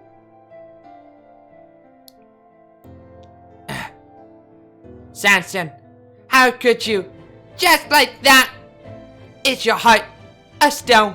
Is your blood made of mercury? Think. Poor Abigail. I'm sorry. I couldn't think of anything else to say. Phew. Running is definitely not my thing. I see they hang a number of people with Tituba. Yeah, look at the color of their faces. They've been dead for some time now. They must have been executed more than an hour ago. Isn't that right, Sanson? Yes, unfortunately. That would mean it was carried out while we were still on stage. Excuse me. You mean on purpose? I'm afraid so. Hopkins, you set us up, didn't you? You never had any intention of waiting. You just wanted to make sure we wouldn't be able to interfere with the execution. Am I right? What spirits moved you to speak so, woman? Some cheap malt, or your own absurd sense of justice? Either way, it's most unbecoming. I'll thank you to calm yourself and mind your manners before you speak. Hopkins, you tricked us, didn't you? I understand that witnessing execution can be upsetting, so I will pretend I did not hear that. I heard about your performance. It seems you did very well. Even the Reverend was pleased. I therefore officially grant you permission to continue performing in this village. Congratulations. I look forward to seeing your next great performance for myself, young Soapfrost. Get her down. Please don't leave Tuba tied up like that. Haven't you done enough? Please don't turn to torment her anymore. Abby. Huh? Stop! Get back! Stay away from them! It is forbidden for criminals to be buried in a town graveyard. I have ordered laborers to dig a hole for them near the foot of the hill. They are working on as if we speak. Until then, you are not to move the bodies! No. I see. So we were too late. Uncle, please get Tuba down. Indeed, my niece has the right of it. The handling of her remains is for us to decide. You have no right to speak to us like that. Mr. Carter, I understand you may not be familiar with our rules, but this is the way of our village. Burying criminals alongside our ancestors would be sacrilege to other villagers. Please understand. Judge Hopkins! The execution has already been carried out. I have no intention of interfering with Salem custom. You've done plenty of interfering already. People don't like to be confronted with cold, hard truth. It upsets them and makes them vulnerable. The devil himself was executed here today. Do not grieve for him. Caring for the newly bereaved is of course very important, but being overly protective only tempts the devil further. I hope your plays serve to enlighten other villagers in that regard. This is getting us nowhere. Don't know how you talk that much with all that beard weighing your chin down. It's like you're the king of some rundown little island country or something. Whoa, easy there, gents. I'm not looking for trouble. It was just a little joke. Spare me your nonsense. It seems you have some excellent clowns in your employ, ringmaster. Very well then. You all may be outsiders, but performers are, by their nature, given free rein to speak whatever comes to their minds. As such, I permit you to serve as jurors during your time here. Huh? What? Did I hear you right, Judge Hopkins? Are you out of your mind? God is always watching over us. But it seems the people of this village are obstinate and have no interest in broadening their narrow minds. Abstinence leads to pent-up anger and frustration, and the laws of God become weapons with which to strike at those whom people come to resent. In such an environment, performers like you can help to open the villagers' minds and lead them to the truth. Therefore, Soapfrost, if in the future there is another criminal trial, you will serve on the jury and help us hunt the devil. No way, fuck you.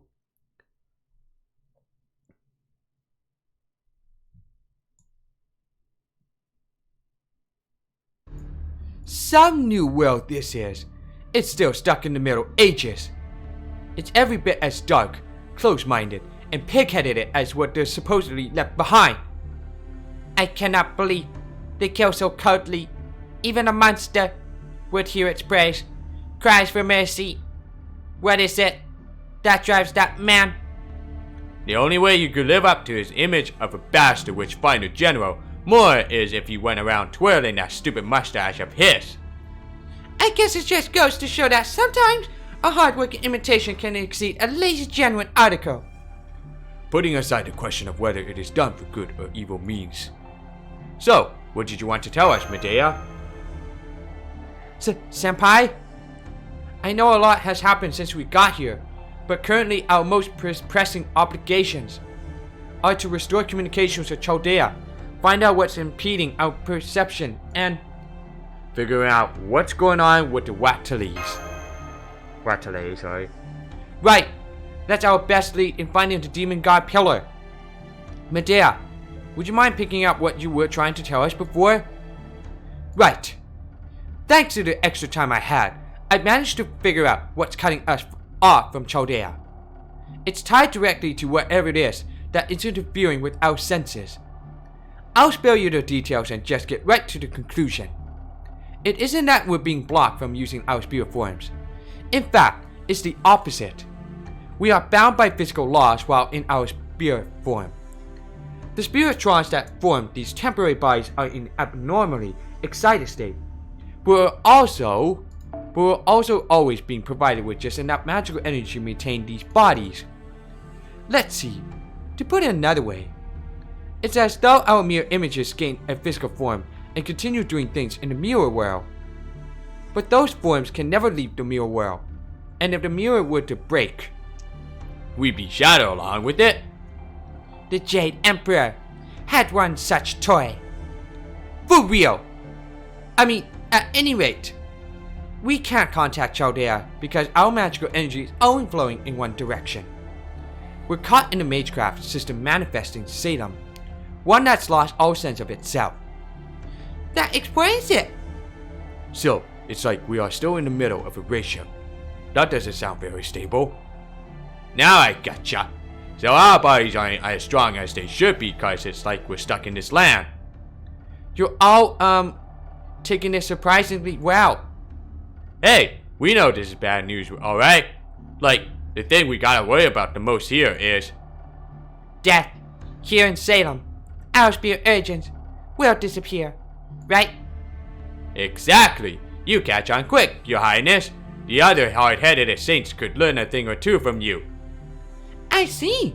Hopefully we don't end up with more than some short-term memory loss then. You're awfully nonchalant about that too. More importantly, wait, what about Senpai? How safe is he here? Is this phenomenon affecting his health too? Don't forget that goes for you too, Mash. Oh, right. I'm sorry for losing my composure like that. Still, if it isn't not only impossible to contact Chaldea, but we also don't know how to return. I don't think it's unreasonable to get a bit flustered. I'm afraid Mash is right to be worried. We're in real danger here, and all of our leads have dried up. I know I'm worried too, but Senpai, you're right. Once we fight a demon god pillar causing all this, things should turn around. May I say something? I have another question. I have been thinking, are we the only ones in irregular spirit form, or might there be others here? Others? You mean, like, everyone else here in Salem? This village, ours transient. I said so, from the beginning. But without any way to get information from the outside world, we have no way of verifying whether that's the case. I can't believe a demon god pillar could be this powerful. Does this mean we're SOL when it comes to comms? We haven't exhausted all our options just yet. It's possible the mage in the Wheatley family knows something that could help us. I'm kinda curious to see what a local mage workshop is like. But there's something else I wanna know first. Does this mean you're the only one of us who can leave this place? How about it, Miss Queen Witch? What? Robin! I'm betting you're the only one who could leave the Salem if you wanted to. Am I right? What are you saying? if you're trying to start some sort of witch hunt yourself... Guess I wasn't direct enough. Alright, I'll ask you straight up. Who are you, really? Robin? Robin, what's this all about? Are you in on it too, Sanson? Matahari? Master, Mash, I'm sorry about this. Matahari was the first to notice something was amiss, so Robin and I have been keeping an eye on her. You could have filled me in too. Again, I'm sorry, Master. We didn't want you to find out at a time when it could have been dangerous for you. Plus, we thought the silent discord among our own ranks might have been exactly what somebody wanted it. Exactly. And speaking of exceptions, I'd say you're the only abnormal one here. We've been watching you all this time, and you didn't seem to be hostile. So we decided to stay quiet and see how things played out. But then, to our surprise, you weren't able to prevent Tituba from being executed. Almost looks to me like you let her die on purpose. No, you're wrong about that. I couldn't do anything in prison with the guards always watching. And above all, I wanted to make absolutely sure that Silvage wouldn't be found guilty himself. Oh really? Well, I can't fault you for that. Now then, let me ask you, Master. Can you compel her with your command spells? How do you know she's a Chaldean servant? Medea, you are our enemy. A command spell? But please don't do this. Senpai, this isn't right. Robin, you need to calm down. Sorry, Mash, but I'm afraid I'm completely calm here. Sanson, what do you think? If you ask me, I would say she leaves herself far too open. She could never be a Sanson out to kill you in your sleep. You all sure like to run your mouths, don't you? Mr. Carter's back. They must have finished the burial. Let's pick this back up later, everyone. Are you sure? Fine with me, if that's what the ringmaster wants. I'll play along, but I'll be watching you. Always.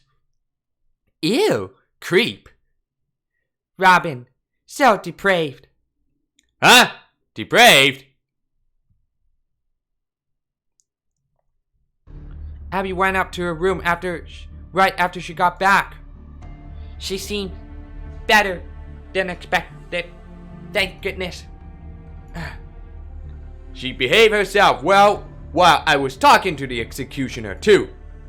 She carried herself admirably, just like my late sister would have. She has been through a lot lately, but in the end, she will be that much stronger for it. As we were saying earlier, is it true that the official reason the execution was carried out so quickly is because Tituba confessed? It is. Hard as it is to believe, Tituba confessed her sins of her own accord. She claimed she saw the devil with her own eyes. That he spoke to her and urged her to cast aside her faith and sign a pact with him. And that when she refused, he entered her body and controlled her himself. The devil? I still can't quite believe it. She had injuries that make it clear she was whipped during her interrogation. Poor Tituba. That makes it sound like her confession was torture out of her. Exactly. However, it didn't seem to me like the executioner or guards were lying out of malice either. If anything, they seemed deathly worried, as if they were afraid for their own lives. Could they have seen the devil themselves? Oh, I don't know about that. They could be sacred of Hopkins. That would explain it. If there's something they fear more than that, maybe it's the wrath of God himself. God, Hang on just a minute. Master, something's weird's going on outside. It's still a ways off, but whatever it is, it's getting closer. There is a scent. It is evil.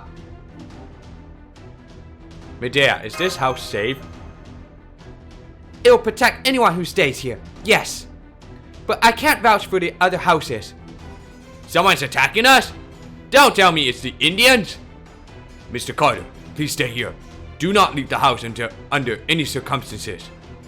You need to take care of Abigail. Alright, I will go fetch my gun. Master Medea, you two stay here too. Yes, Senpai. I'll make sure to keep them both safe.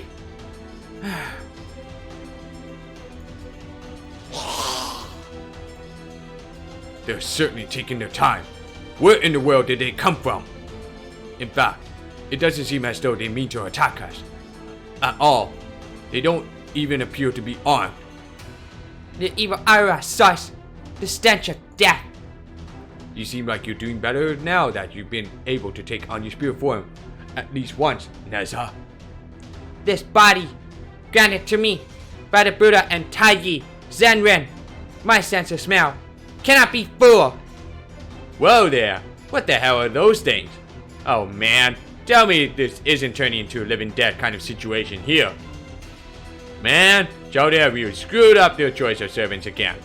Wish I could trade places with that hard-headed saint girl right about now. Are there enemies? No way.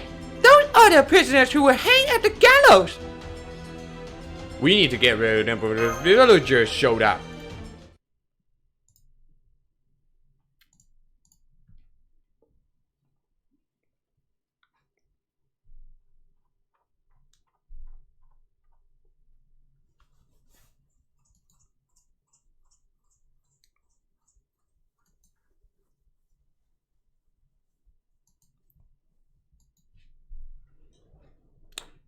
Okay, let's try to finish this chapter before we head off to bed. It's already 11:30.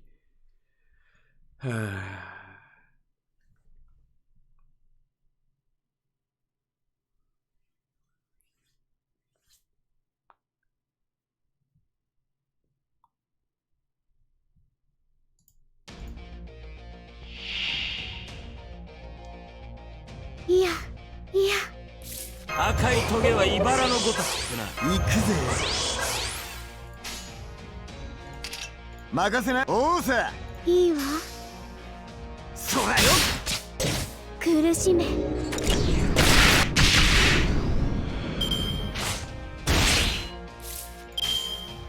いい面白そう。おうさ。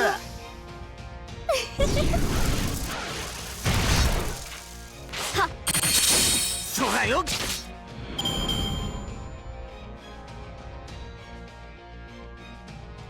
Oh, okay. We're gonna try to finish off this chapter before I'm heading off to bed because it's 11:30 お now. 父様。お父様。おう、任せな。せっ。よいしょっと。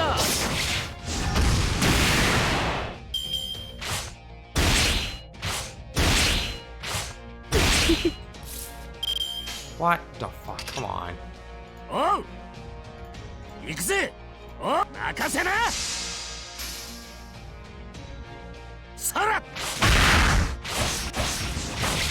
よいしょっと。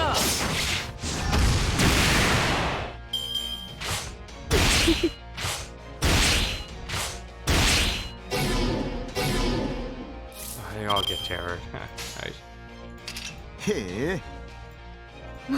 面白そう。まけえ。苦しめ。 Well, about 3 away.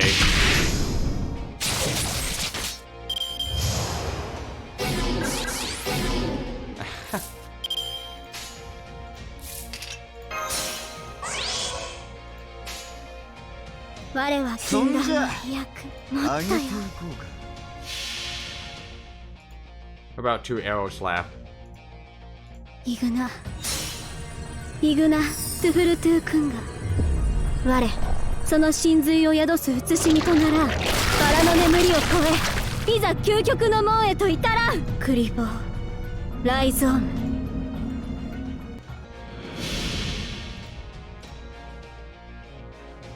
いがてえぐれケイポルキこれでどう？なかなか良かったぜ。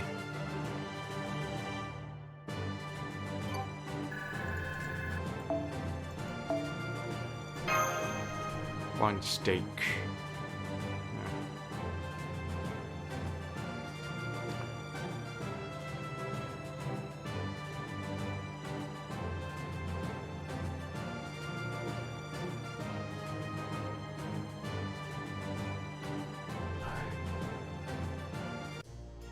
Alright, back to Carter residence.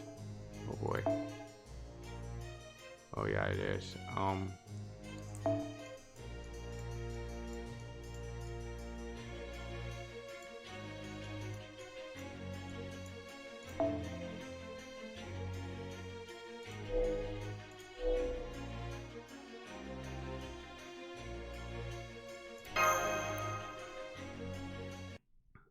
It sure does when you fight against their final one. Cougar. How are these things still moving? Haven't we hit them enough by now? Wait, I think they're trying to say something. Huh? You gotta be kidding me. My neck. It hurts. Damn it. Damn it. Everyone's roasted cows at some point. Or am I the only one who... Oh, it hurts. I didn't want to have that child. I was forced into it. So I took the abortifacient.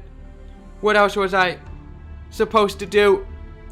God, the true God, resides within my heart. You are the truly wicked ones.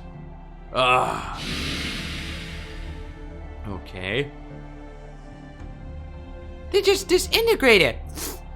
I don't feel so good. Did Thanos did this?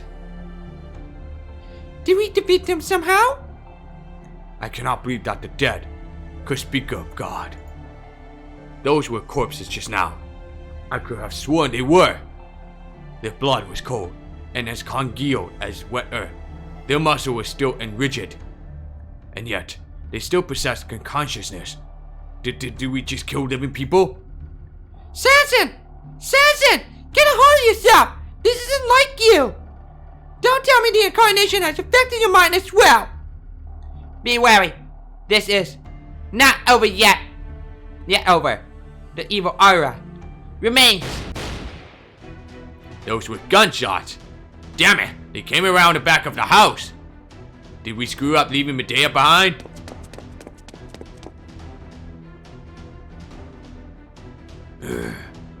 Senpai, look! Tituba?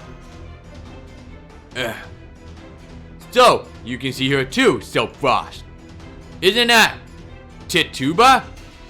I could have sworn we buried her. And yet here she is, wandering about as if she's still waiting her sentencing. Don't know about you, but I'm not exactly hearing 7 angels and their trumpets just now. Now that she's touched the workshop's bounty, she's about to take on her true form. She's preparing to attack. What do we do, Master? Let's finish this as quickly as possible.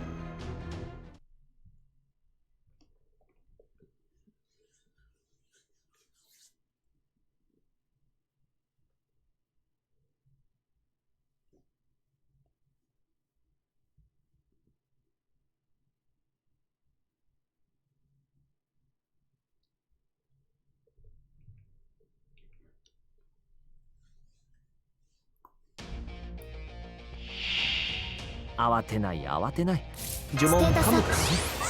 プこれで耐えます。この辺りいじった方がいいんじゃないか。落ち着いて落ち着いて。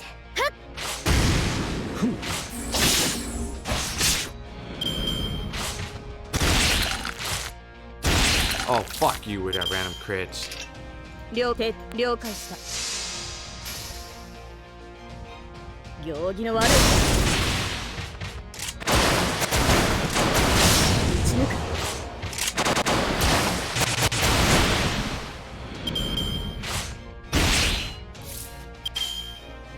はい、了解した。ご徹底的にな。やー！そこだ。Oh, I'm trying to level up Shiba. I already maxed out my Shiba. I'm still trying to level up my MHXA thing. Whoa, that's a creepy sound. ステータスアップ。これで耐えます。クールダウン。ちょっと食べたアイスの数も覚えてはいない。この辺りいじった方がいいんじゃないか。エンジンを回せ。処刑の時間だ。了解し、ご注文でしたらそのように。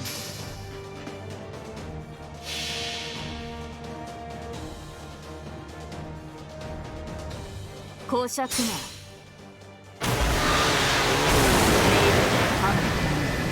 一点のミスなハートブレイクモルガーン行儀の悪い打ち抜く。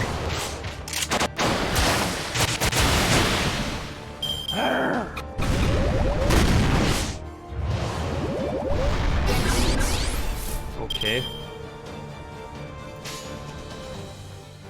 落ち着いて。ご注文でしたらそのように。どうかな。そこだ。Ah.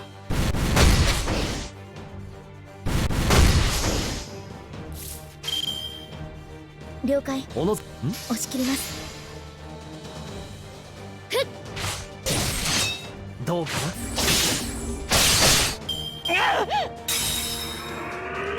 清掃終了。 Battle ends right there. メイド家業も Fall 悪くな back. い。 Nice. I mean, we could obviously just totally kick her ass like that, but I guess our servants are being half level though. Because there was something interfering in that field. Alright, let's finish this chapter and then I'm heading off to bed. Wow, been streaming for like 3.5 hours for now.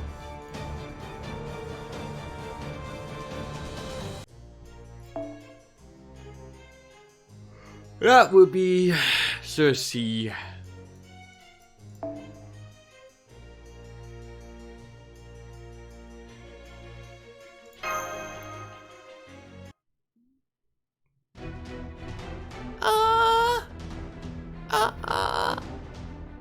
We have not yet vanquished her. Bound to feel about to break. This one far stronger regrets than the other corpses. Begone, Tituba! No longer do you belong here. You really do use some interesting spells. We are both of us women and casters, so I will send you to the underworld myself. Did you lose your mind again? Never mind that. Just hurry and add me to the lineup. Okay.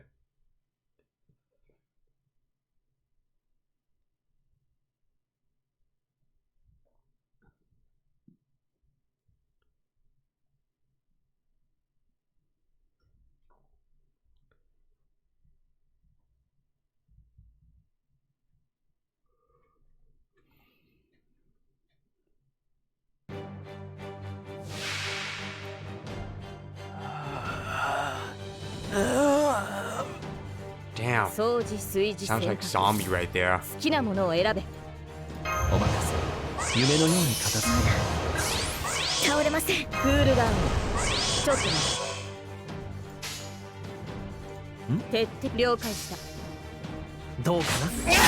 行儀の悪い。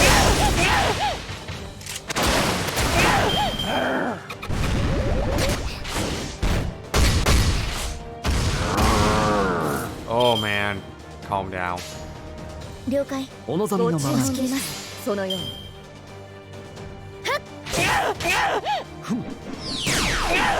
そこだ。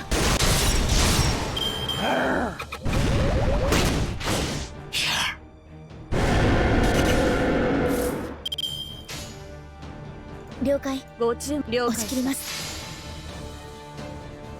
やー。一掃する。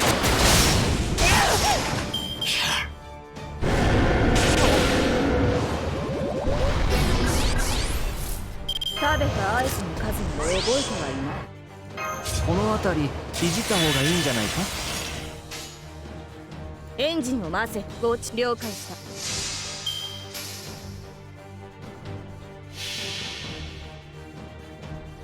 降車すな。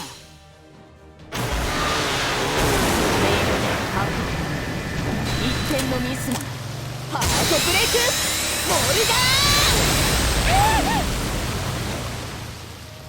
そこだ。こ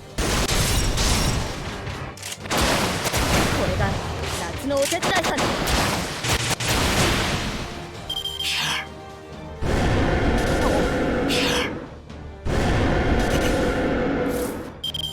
What level is your Shiba right now, anyway? 神明いいとも。ご注文でした。そのよう私は最悪の席に立つ。 Yeah, I'm trying to それは get 全て Ultra の傷 on my main account. すべての怨恨を癒す我らが故郷。権限せよロードキャメロット。どうかな。一掃する。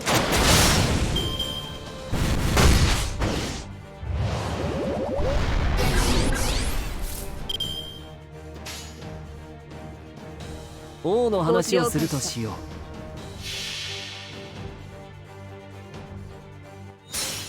星の内海物見のウテナ、楽園の端から君に聞かせよう。罪なき者のみ通るがいいガーデン・オブ・アバロン。行儀の悪い。 Damn it!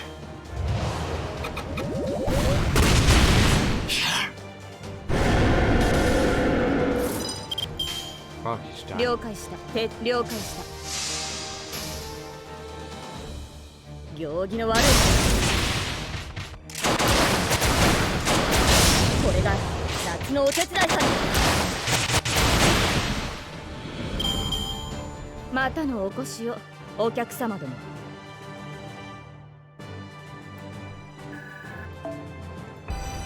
Hey.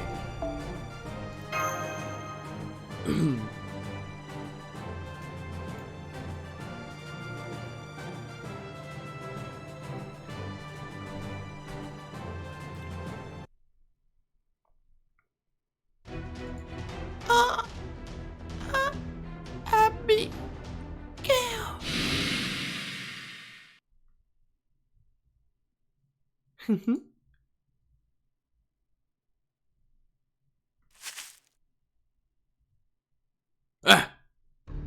Lower your bow, Robin. That's a human, not a corpse. Damn it! Was someone hiding behind that tree? This is real bad. Somebody saw us.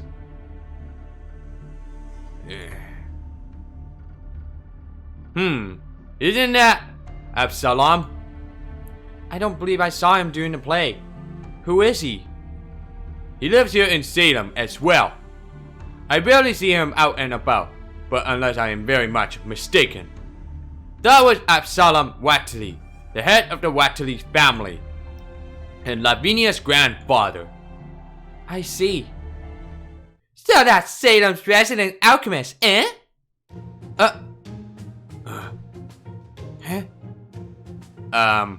Hold up a minute. Who might you be exactly? I guess that would be the first thing you want to know, wouldn't it? Yes.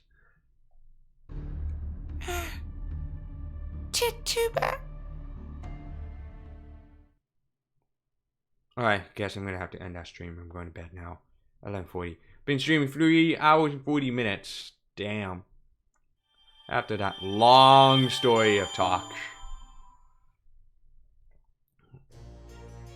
Let's collect that. 小さな慣れた頃ほど油断しやすいもの。ふと興味を覚えたのですが、今も Okay, well, wait, what the hell is this? Oh, I missed out. Okay, well, gonna do it next time. I'm gonna stream, so stay tuned. I will continue on for more of a fake go stream for tomorrow, because tomorrow is a holiday, that is, of course. Because you might not know that Canada has a you know, Canada's holiday for Family Day, so I have a day off for work tomorrow, but I'm probably gonna be cleaning up the houses for a bit. So anyway, I'm going to bed. Peace out, and I will see you guys in the next part of Big Go. Peace out. Good night, y'all.